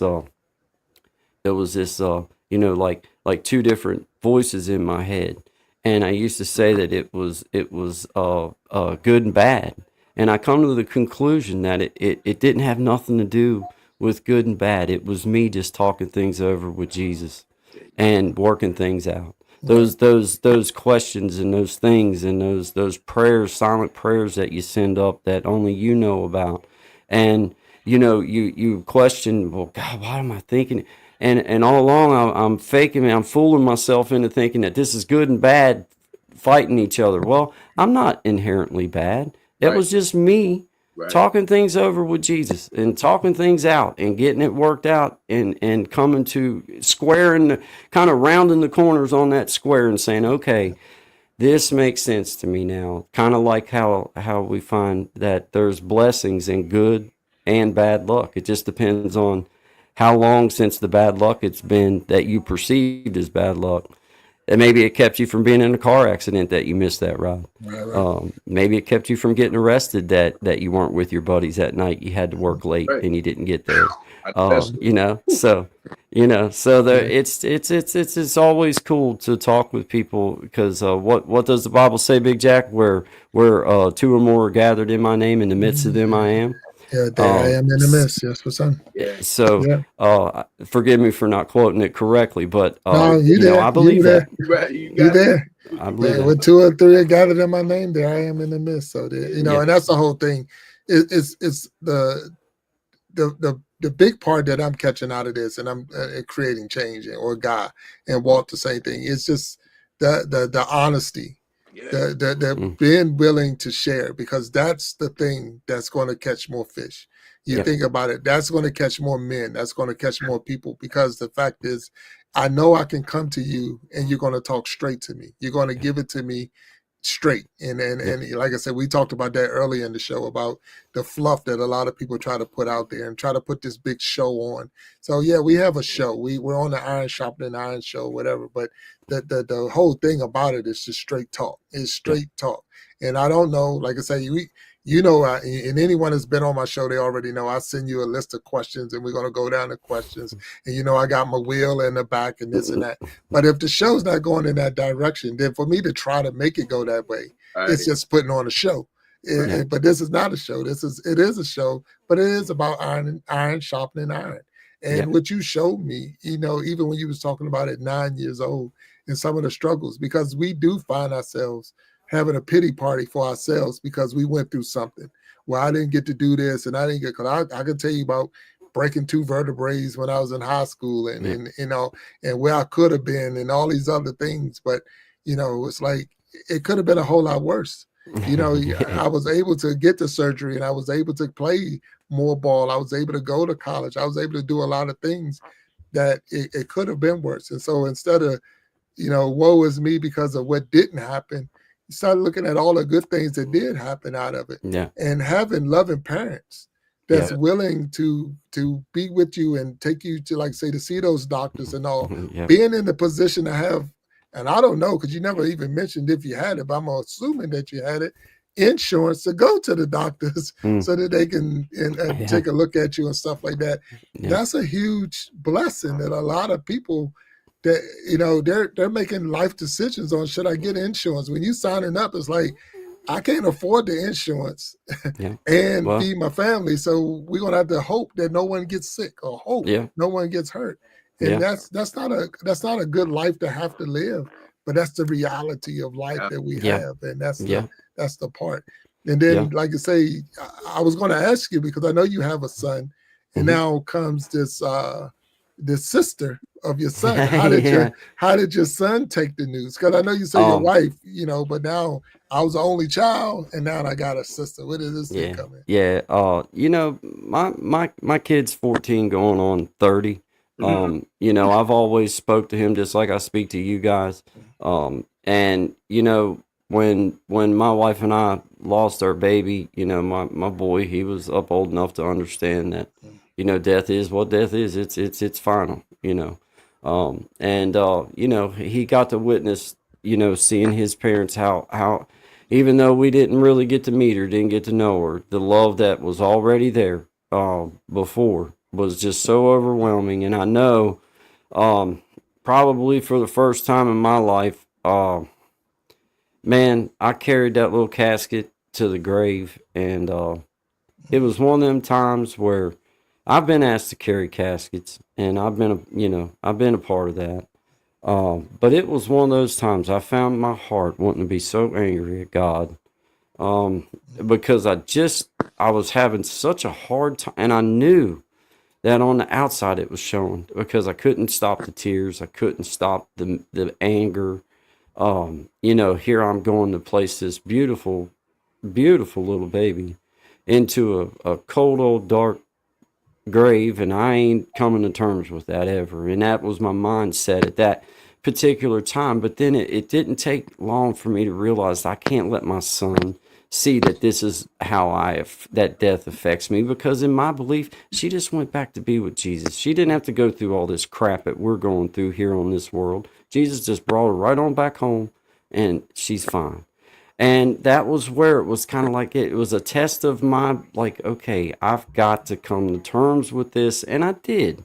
And I'm good about it now. But then you have a new person come into your life, and you see your son, who could be just that kid, had been an only child. But he was so excited to be a big brother, so excited to just be a brother, that when I told him, I could just see that little smile. I mean, I no sooner got done telling him, and he done found her on Facebook, done friended her. They were already messaging by the time I got done talking to him about it. And I'm like, well, okay, well, the cat's out of the bag now. There ain't gonna be, I mean, like, it was like, daggone, I should have just told him, hey, go see if I got any kids out there in this world. And he could have probably been like, okay, Dad, let me see. But yeah, I was so glad that I didn't have that tension to fool Yeah. with, like, because he's been so blessed, guys. I mean, my mom and dad live a stone's throw away from me. We built my mom and dad's home right beside us, and then my mother, or my wife's mom and dad, are right across our yard on the other side. Oh, wow. And he has had this experience of a bubble, of a world where blessings are abundant, and I don't feel like he's selfish with that. I feel like he just feels like he'll have someone to share in that blessing with him. Like, at Christmas time, be able to see her excitement about getting a gift that she'd been wanting, or at her birthday, because he is one of those kind of kids that I'm so proud of him, that he enjoys seeing other people have like that. My dad's 80th birthday, the little fella, he was up there, helping granddad get his gifts, and, and he was just so happy for granddad that it was his 80th birthday, and all the family come in, and everybody was just there celebrating, him. And so I think that, fortunately, just by the way that our kid has been raised, and by the people that's been in his life, he sees it as an addition, not a subtraction. It's like, all right, man, now and I ain't gonna lie, they already getting on my nerves, like at restaurants and crap, with the kicking each other on the table still, and wanting to, like, you're sitting there at the table, and it's like, are you two texting each other? It's like, I will smack both of y'all over the head with your phones. You're sitting at a table together. Put the phone in your pocket and talk to each other, right? You know what I mean? It's like, but it's like, it's kind of neat, because it's like, I've never experienced the dynamic of like a brother and a sister as me being the dad. And we've got niece and nephew that we love dearly, but it's still different because they look at me as Uncle Guy. Right. It's like I've got them bullied a little bit. Like all I gotta do is be like, "That's enough," and they'll be like, you know what I'm saying? But yeah, it's just it's such a. I'm at such a point right now, guys, that my brain is on overload in this past 2 weeks with the news and just the kind of person that I am. It's overwhelmed my thoughts Mm-hmm. in a good way Right. because I can't help but be like like you can't help but be like, man, well, you know, daggone it, I'm gonna make sure that all the love and all the things that she missed out on, we're gonna make sure that from this day forward she don't miss out on not nary another one of them. And that just motivates me, guys, because I'll be honest, man, I kind of reached a point in the past few years before I started this little YouTube channel. I'd closed myself in. As much as I love people, I'm the kind of dude that loves to be left alone too. Mm. And you know, when you leave yourself alone long enough, it becomes a habit. And I got real darn used to just closing myself in here to my little music room and Mm-hmm. just closing myself away from people and just like, ain't nobody wants to hear nothing I got to say.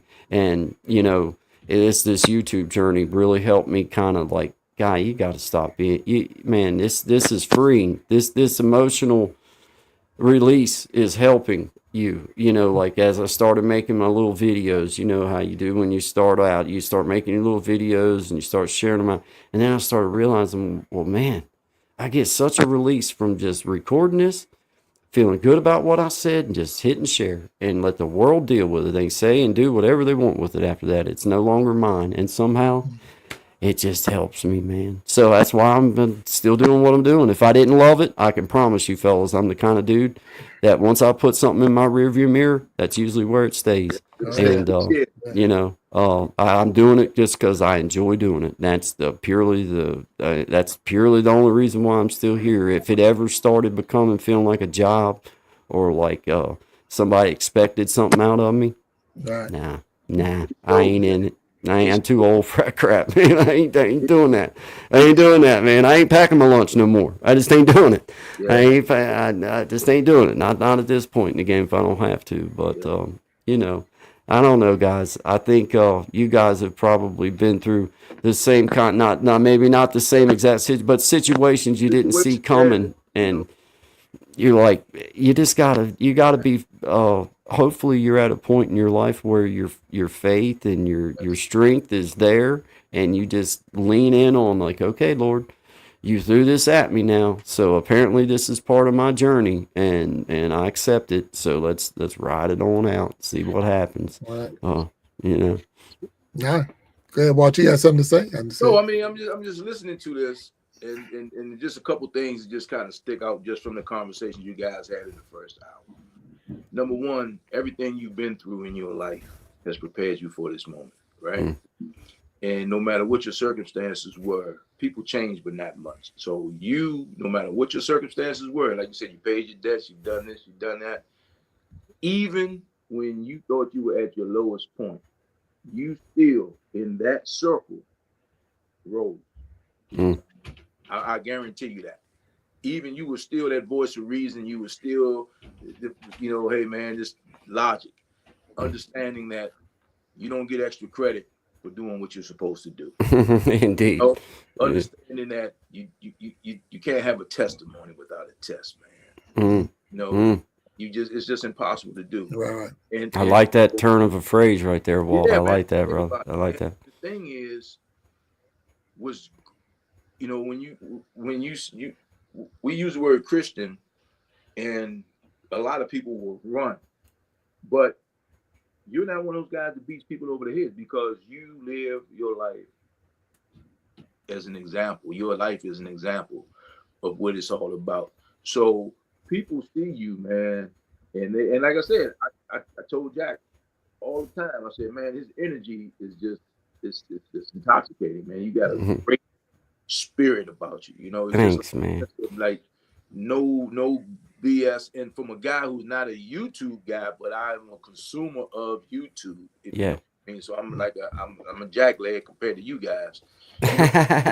You you see so much stuff, man. It's just it's all about clicks and likes and Yeah. shares and all that, man. So it really and it really feels good to be able to get on here, man, and just basically have a conversation and hear Yeah. and learn and just realize that even though all of our walks may be different. We're really not that different. Oh man, isn't We that all a fact? trying to figure it out, man, just trying to get it right.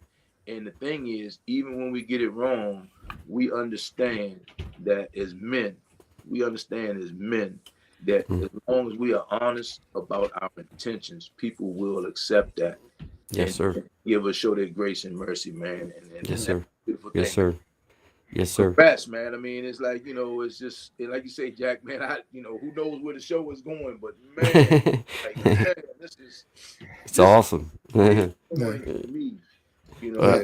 man, that this is just a great, great situation, man, a great feeling. And hey, bro, I know you just doing what you do, man, but I'm proud of you, and I'm glad thanks, to man. meet you. And hopefully one day we can all get together and break bread Yeah. together. I think it. I think it will happen one Yeah. day. 100%. Yeah, I yeah, think it will. It's always nice to get to talk to other people who are just trying to live a good life, yeah, man. Like none of us really know exactly what to do or how to do it, but you know what? It's like you can just see when somebody's just trying to be good. I just want to be a good dude. I yeah, just want, I mean, just to be simple about it, like I just don't want no riff with nobody. I don't want no hassles if I don't have to have them. It's yeah, like the world's full of that. I don't want, you can have all of it. I've had my Right. belly full of it. yeah, yeah. I don't want no more of it, man. Yeah. Oh, No. And right there is that sums it all up right there. Yeah. When I walk out that door, and I try my best. When I go to work, I don't bring my home to the work, and when I come yep, home, I don't bring my job home Right. because yep, I have to separate those two. Because you're Right. right, yep, I got enough going on at work that I don't need to bring my home with it, and vice versa. And Mm-hmm. because of that, it keeps the peace in me. yep, That's Yeah. the big thing. I gotta have peace in myself because Yeah. yep. as Walt will tell you all the time, he's like that all shucks because it Oh, is. I don't need to get upset. I don't want to get That's upset. right. I'm gonna tell you right now, and I know me. I know me. right. I don't even know if I can handle myself getting upset. So I have to make sure that I stay in Hey, that mindset of not getting upset. It's almost like the Incredible Hulk tell you, don't make me angry because you Yeah, wouldn't like me if I was angry because I don't yeah. know what I would do. man. I really Well, don't. you have that click factor. Yeah. Like you 100%. click, and it's like, So hey, no, so you I can't have to stop him. I have Hey, to Jack I will have tell to you, man. turn it off. I'll just leave the situation Hey, man. Yeah, because I don't want to get there. I just yeah, take the high road, man. And it's funny because it's like, man, you're a nice guy. Yeah, yeah. I say, but right up until I'm not. And the yeah. thing is, I know my father told me when I was a kid, man, I'll never forget this. He said, for a man to want peace, he has to be he has to be able to exert extreme danger. Mm, You know what I mean? So to he's like, you got to be a tough guy. A tough guy wants peace because mm-hmm, you understand that this thing may not go well for anyone. mm-hmm. So, and I tell Jack all the time, man, and his father was the same way. I don't ever want to see you mad, bro. You know what I mean? Because Yeah, it's just like I don't want to be that guy that sees you mad. But the thing is, there's been times when, back to your earlier conversation, guy, is when it's like it's not the event that upsets us. It's not the event that does us harm. It's the value we attach to it mm, yeah, that brings on what we feel is disrespect or yada yada yada, whatever the case is. And the thing is, man, my life, and Jack will tell you, my philosophy is this: if I cut the cake, you get to choose the first slice. yeah, You yeah, know, where you yeah, have fair. yeah, But a guy, and that's why we like golf so much, Jack, because a guy who will cut the cake to his advantage, take the big slice, and then offer you something, that tells me a lot about your character right there. yeah, And that tells me a lot. And the thing is, I may never say anything, but it shows me what I need to know. The guy that walks into the woods, hits his ball in the woods, and and and and doesn't say, "Hey, I see a ball over here." He just automatically finds it because the thing is, man, you got to remove the appearance of impropriety, man. You just yeah, have. And the thing is, as men, especially as free men, we have that sense of fair play. So yeah, we pretty much don't tolerate anything less than that because we know how we're doing. And like you say, man, in spite of ourselves, we are here. So Mm, God has showed me grace and mercy for 61. absolutely. Right, right. So I Absolutely. Yeah. for me to continue, because I know I'm gonna mess something up before it's all over. For me to continue, I have to at least extend that to others. And then if they don't want it, I'll stay out the way. Yeah. You know, Yeah. and in that case, if you won't allow me to stay out the way, then at that point it is what it is, But Yep. I try my best Yep. to keep the peace, man. So Yep. I Well, appreciate these conversations, man, because again, most people are not no, not most people, a lot of people, especially on social media, are not having these conversations. no, they're not. Everybody's a gangster, everybody's a tough guy, everybody has it all figured out and has all the answers, man. And I'm gonna tell you, once you understand that it's impossible to know what you don't know, you're free, and you are a living example of that. Big Jack, you're a living example of that, and I learned a lot from talking to you too, I that. Well, I appreciate it. think And look, and appreciate that. uh, I'm going to say two things real quick. But Sharon Jackson there said temper, so she knows. That's my mom, so she Yeah, Yeah. knows. yeah, When I was Yeah. younger, she had to ban me from things because she just knew I was. yeah, She like you can't yeah, play anymore until you can learn to control yourself. yeah, If you don't know Yeah. how to lose, you can't play. And I'm like, I don't know how to lose. Why do I need to learn how to lose? But Yeah. that's part of the game. So I'm Yeah. like, okay, so I had to learn that. And Yeah. then I want to just do a quick because Eric Johnson is in there. And if that's the Eric Johnson, I believe it is. This is a guy that I played baseball with in high school. And it's Oh, probably the wow. first time we've made contact with each other. And it's been well over, I graduated Awesome. in 89. So if that's Eric Johnson, and I'm not even sure, but if it is, good to see you out there. And I hope that is the same That's person awesome. because the comment he made. But God, I know you told me Yeah. some things in the studio and you said you wanted to spend time with your family and all. And I don't want to hog Oh, it yeah. because we've had a great You're, conversation. But yeah, I want to respect your time because I know the after show and you've done a wonderful job being on the Iron Sharpening Iron show. oh, And I it's, know the after man, show is more, but and I just want to make sure I give you yep, there it is. So thank you. Hey Eric, hey, it's good seeing you out there, man. It's good, definitely good seeing you, and thank you for coming on the show and being with me. We definitely got to touch bases. It's been since high school. that's He's a year awesome, ahead of man. me, and now he's in the chat. So That's it's things awesome, like man. this. It's things like this, and Yeah. why we get on here Yeah. because you don't know who's going to come across. Yeah. And matter of fact, I think one of the comments he was made is a big. Let me say, Big Jack has been inspiring the people from before. Even Even knows. knows. So Yeah. it's like when we was on the field. That was in Yeah. high school. I changed not. I'm telling you, that's just me yeah. is me. This is who I am. You Yeah. know, what you get then, what you gonna get now, and then Yeah. So and that's what it was all about. And I'm sure I'm 50, what 4 years old, I think. Yeah, it's hard to tell, but anyway, But at the same time, you know, that's what one iron sharpened iron. The things you told me today, guy. I'm impressed. I'm Me impressed because of the things that I know that the way you handled the situation is the way you would hope everyone would handle that situation. But I know so many people who don't handle it that way. And then to have the family, you can see just like your whole family, from what I'm understanding, has joined on with you, and they're all like Absolutely. bringing this person in, a stranger, your wife, your son, your parents, and it's like no questions asked. And even for someone like I say, when you mentioned that her mom and her grandmother said how good of a person, excuse me, how Yes. good of a person you were or are. So I'm gonna have to bring you back on just so I can hear about the I'll do years. Yeah. that. Once I Please. really Yeah. once you find out, I'll when get you her. find I'll out, get her to come on and say hi to everybody, man. 100% if you can, But yeah. it's been one of those things. It's so overwhelming at times when you let yourself think about like, wow, there's another kid. Like I have another kid. Like for me, that's not a little deal. I know. That's a big deal. Like it's not like but at the same time, it's like, okay, I've got to handle this sensibly. Now, how do you start from age 16 and be a dad when you weren't, like you wasn't that role. So it's just been a cool journey, fellas. It's one of them things. I'm so happy to share it with everybody because I think that's the only thing I'm really, guys. I don't have nothing else to offer, man. I'm not an Indian chief. I don't have no education of any sorts. I'm not nothing. I'm not nothing. All I have is my own life that I'm trying to live and trying to integrate into some of this newer technology, some of this technology, as you know, Big Jack.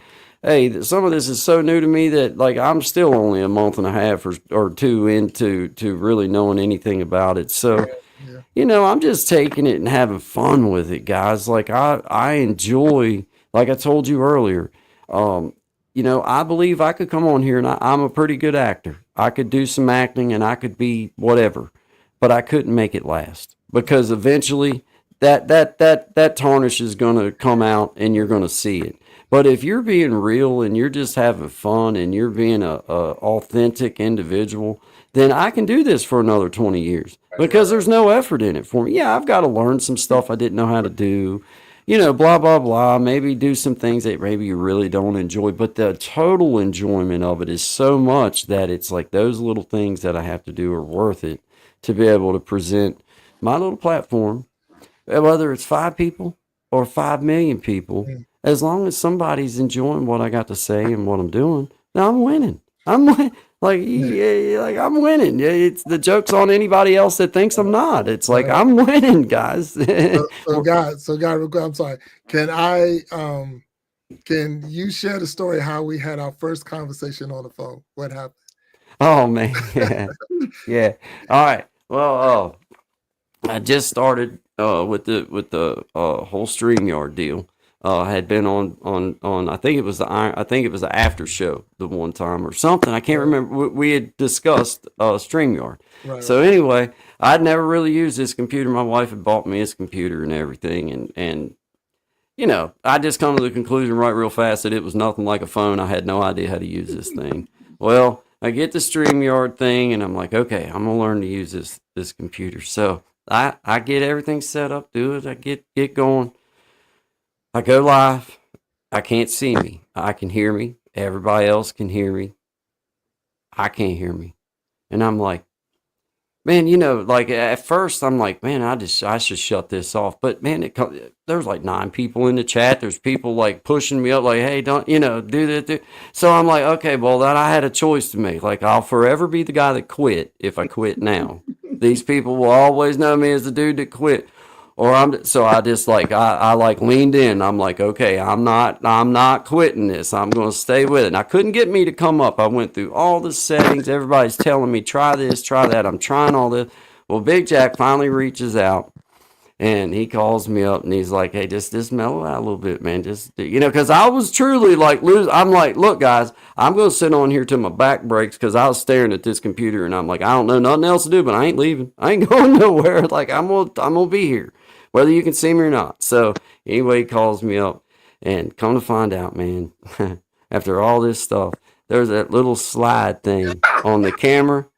Hey, man, they need to put like a little thing on there that sticks up that says like open and close or something. Cause dude, I didn't see it. I don't even think it was there until he said something about it. And I think it just appeared because there was nothing there. And I'd already done that once. But I put my hand up there, I didn't feel nothing. I'm like, no, man, I forgot there's nothing there. Well, then he gets on the phone, he tries to have me do a couple things and it didn't work. So then he's like, look, man, check the slide, like reach up and like check this. So I reach up and I check, and here I come slowly. You see me appear into it. And I'm like, oh, it was like I think it was 58-minute run where nobody could see me. I'm at my wit's end. Like I don't know what else to do, guys. I've tried every little thing that I know how to, and sure enough, it was the little slide thing. I didn't have it slid open. I didn't know. I didn't know. I didn't know it was there. It's so small and tiny. It was like, you got to be kidding me, man. But I did it for the world to see. And I think it's kind of why people bought in. They were like, all right, well, let's see what he does tomorrow. If he's able to, if we'll be able to see him or not, man. But it was cool because that was the first time that we interacted. And that just made me realize that, okay, this guy is trying to reach out to me in a personal, and it just not made me feel honored that he trusted me enough to call me on a personal number to my personal number and had enough faith in me as a man to say, well, this dude ain't going to try to spam me or try to like be texting me at 4 o'clock in the morning and just doing it. And I was like, that's just really cool because most people would not want to call you and because then you would have their number. Then that creates a whole different And I get that, and I'm not, I wouldn't have been upset if he was like, I can't do that. But I mean, he called me, and it's like, okay, man, this man trusts me like that. Okay, there's something here. There's something worthy of my time within this man's circle, that I need to make sure that I stay a part of. And it's not like I feel like it's not a have to stay a part of.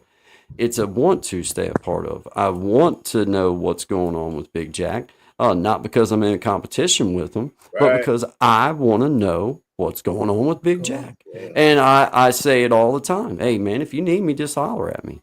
And I mean it sincerely. Like, if I can do something to help, then if I tell you, that's what I mean. Like, you'll not be bothering me by giving me a call or by texting me and saying, hey, can you or can't you? Because I'm a grown man, I can say yay or nay, but either which way, I'll give you an answer. That way you'll know. Okay, don't count on him. He's already said he's a solid no, he can't do it. Or he's already said he's a solid yes, he can do it. Look good. Yeah. And I think no matter whether you're on YouTube or whether you're out here on the street, I think by just being a man of your word and being straightforward with people, I think it in the end, the negativity would blow up and go faster, but I think it's going to fall off a heck of a lot quicker than what just being positive and trying to be real about things. And with these kind of conversations, to me, it's like, I love hearing y'all's side of things. I love hearing how you turn a phrase, how you might say something that's like, oh man, I like that.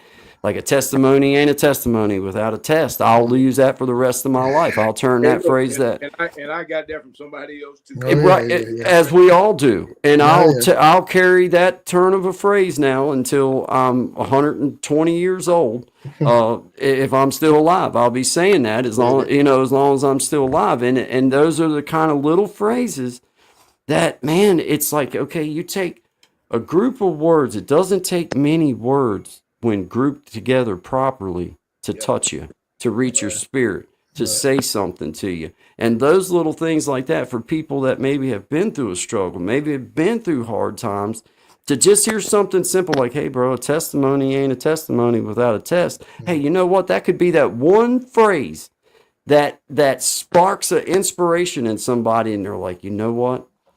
Lord, I accept you into my life.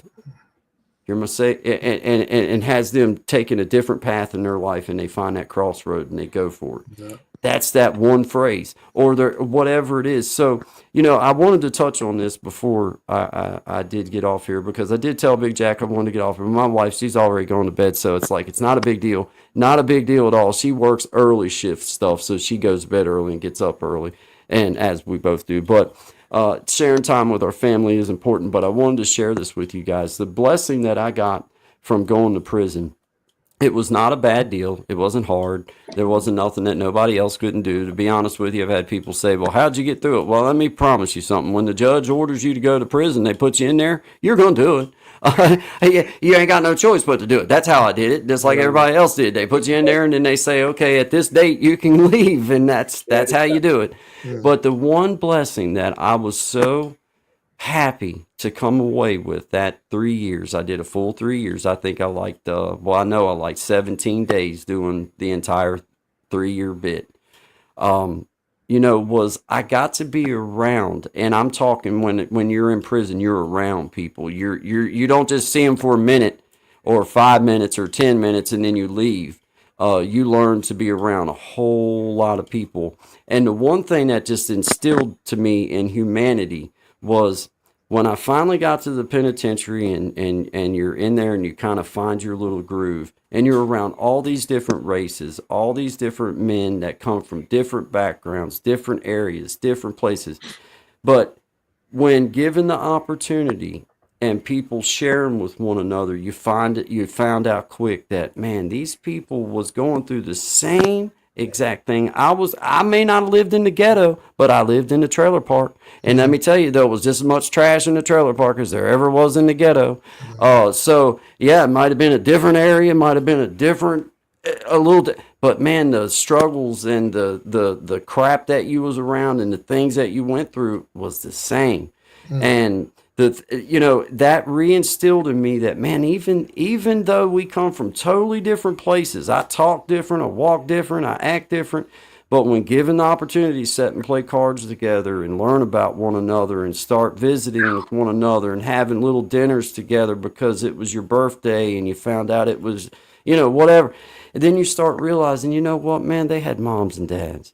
They had uncles and aunts, and they had brothers and sisters, and they had wives and kids, and their lives are the same, guys. We need air, we need water, we need food, we desire love, and we want to share that with people. And that's basically all we all are looking for in the end in our own little way. We just happen to come from different places most of the Right. time. And maybe it's shared differently. But I wanted to say that because it was a blessing in my life to get to be around. Like, for example, I'd never been around a Muslim like that religion where somebody actually Right. practiced the Right. Muslim faith. Right. Praise. Right. Well, Right. then through being my buddy Saladin, I won't say his last name, but he was locked up with me, Mm-hmm. and he was Muslim, and me and him were bunkmates, and I had lots of time with this guy, Mm-hmm. and just learning about that and like learning like what his true walk in life was. It's like, well, you know what? You're trying to walk the same walk I'm trying to walk. You're just coming at it from a little different angle, but you're trying to do the same exact thing as what I'm trying to do. And I Right. never knew that until getting to be around those, people that practiced a different faith, or maybe was a different religion, or maybe was a different race, or maybe they didn't even talk good English or whatever, but you learned about them. And you Right. learned that they needed the same things you needed, bro. They needed some attention.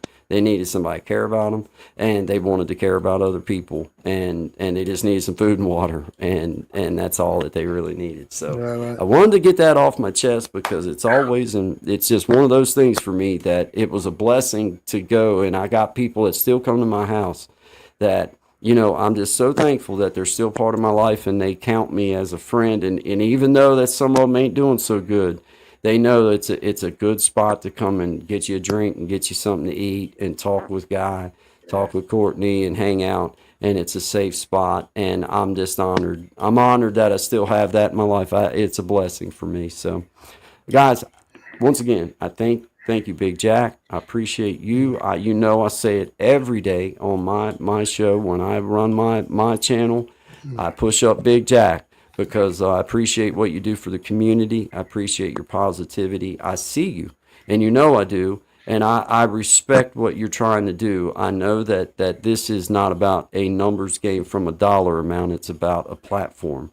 And when you're speaking with people that's looking at it from that angle, it feels like the heart's different. It feels like the meaning of it behind it is a little different. And I get that from you. I like that. And I just like somebody that's willing, if I was to call you and ask you a personal question and want your advice, I feel like you're man enough to say, Guy, this is how I see it. And even if you knew I didn't like the answer, you would feel like I'm man enough to take it and say, hey, you know what? I appreciate you being honest with me, bro. And and then it might be 10 minutes later and I might decide, you know what? He's absolutely 1000% right. And I'm going to do that. And then again, I may decide never to do it that way, but I appreciate having that extension in my life. I say it, the newfound friendship. It's not just about the YouTube deal, just the newfound friendship of knowing that if in a bind and I needed to send Big Jack a text because I had a problem and I felt like he might could help me answer it right, Rook, I know that I could reach out and I could get that. And that's huge, man. And same with you, Walt. This has been such a great opportunity, brother, to get to like just Oh, just start talking and reaching in a personal level. And I hope that maybe one day you and I can get to a we point will. where we share. I'll share my number with you, or you can get it from Big Jack, and feel free to text me or just reach out and just say hi or whatever all the time. So, just know I appreciate it, man. It's been a great opportunity to get to know you, my brother. I And appreciate it, man. my pleasure, brother. Hey, it reminds me of like the motorcycle community, whereas you got guys on the motorcycle all about the ride, and I may ride past some Hell's Angels, I Yeah, may ride past some pagans, but we always get it two, two down, two yeah, wheels on the ground, yeah, two up. yeah, yeah, And it's just about the motorcycle, man. I've been in some towns on the motorcycle. It's like if I wasn't on a Harley Davidson, who knows what could happen? You know what I yeah, mean? But yeah. we rode across country last year, year before last, and it's just like you get that. So and I just had this conversation with Big Jack, and Jack, I'm gonna say this. Just last Sunday, I was telling him I rode through Frederick, Yeah. because I was up in Pennsylvania visiting my cousin in prison in Yeah. Altoona, the other side of Altoona. Yeah. And sitting there in the day room, man, in the visitors room, and you're sitting there and you're looking around the room, man, and you go, but for the grace of God, go I. You know what I mean? And my cousin is a year older than me, excuse me, a month older than me. And it's just like, man, Lord knows I've done enough stupid stuff in my Mm. life that could have just easily had me there, man. And so every chance I get to go see him, I do, because I know. And the irony is, he complains less than some of the guys I know with fancy cars, big houses, and Mm. and great jobs, man. So again, man, salute to you, because you seem to have figured it all out. You got the cheat code for sure, but you have paid the dues, man. You have gone through it. You have gone through it. And the Yeah. thing is, what people don't understand, everybody wants to avoid the lesson, Mm. but what we resist only persists. So until you face it head on, like an eagle, man, flying into the wind, that's how you get his rise. Until you go through that, you really know it's not worthy of not having to deal with it, man. That's So, right. hey, man, That's right. salute. I salute you. That's Salute. right. Yeah. Thank you. Yeah. Thank you. I'm Thank you, so man. touched by this one right here, Jack. Hey, man, you had some nice shows. Like I said, man, you've had some great shows, but Mm. this one right here, man, it just touched my heart in a different way, man. So thank you. No, Appreciate that. no, that's Thank what's you. up. Come in, man. So thank you, man. No, I All right. thank you both, because we're trying to be respectful of the time, Yeah, yeah, and I yeah. thank you both for being on the Iron Sharpening Iron show, and then Walt being on the after show, and the conversation. Like I said, it was deep today. Like I said, we Yeah. didn't have to throw any parlor tricks, anything in there to make this thing work, Mm. and again, it's just a guy who you are, Yeah. and everything that you told us today, and all the things that you went through. You shared your testimony with us, and each one showed us a test.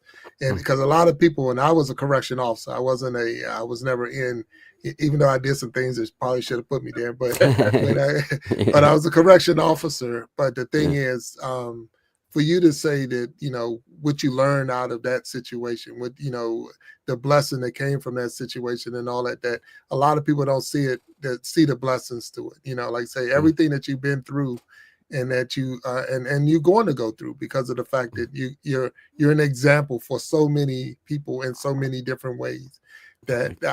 I know why, like I said, I know I could hang with you, and now because of this conversation I know why I felt Hmm. that way. So I Yeah. Awesome. thank you for Yeah. being You're you. welcome. You're very I welcome. didn't think you was gonna come any other way than being you. So I'm glad you was here, and I'm glad Walt was here. And I just want to recognize a couple of people and Yeah. we're gonna close this show out. Yeah. But we got B down there, and she's still trying to get out. She got till 2075, so she got Belinda's down there, but Shout out to she'll get Sister up. Belinda. Be waiting on you right at the front gate. That's 2075 right around the corner.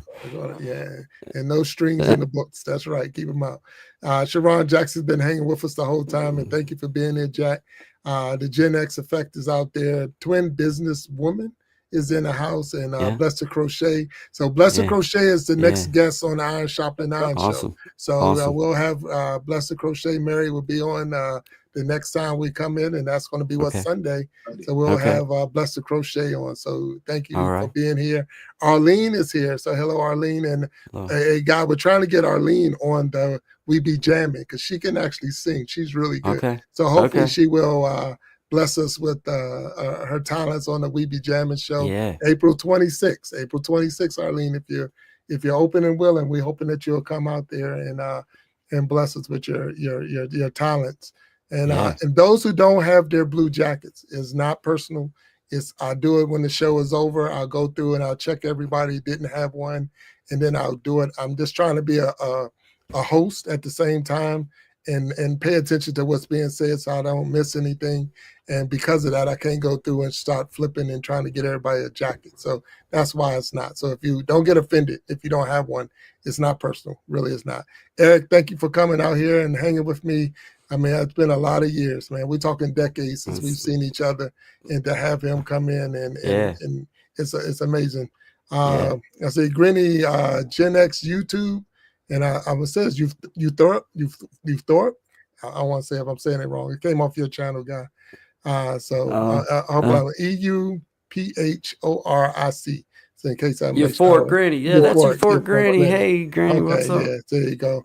And there was a guest that came in through Korea, but he came So, through your channel. So just God's knowing that they're out there. And we'll go back and look at this again. Aquatic News Network, we thank you for being here. And Crystal Phoenix Rising, thank you for Yeah, being Diamond yeah. in the Sticks. So it's so many. And like I said, we can go through. But again, this has been a blessing to me. Thank you for all and everyone who come through the Iron Sharpening Iron show, the after show, and those who have been supporting this channel. If you have not already put in there hashtag grow and glow together to get your name into the giveaway at the end of the month, please put that in the hashtag or put that in the comments after the show or during the show. But make sure you put in that hashtag grow and glow together. And then Guy and Walt, until next time, I'm going to ask you all to stay blessed. Peace, and we'll be Thanks, talking man. to you later. All right. Thank you, And brother. say bye to Appreciate it. everybody. All right. Thank you, Yeah. man. See everybody, have y'all. a great night. Be safe, everyone. Yeah. Yep.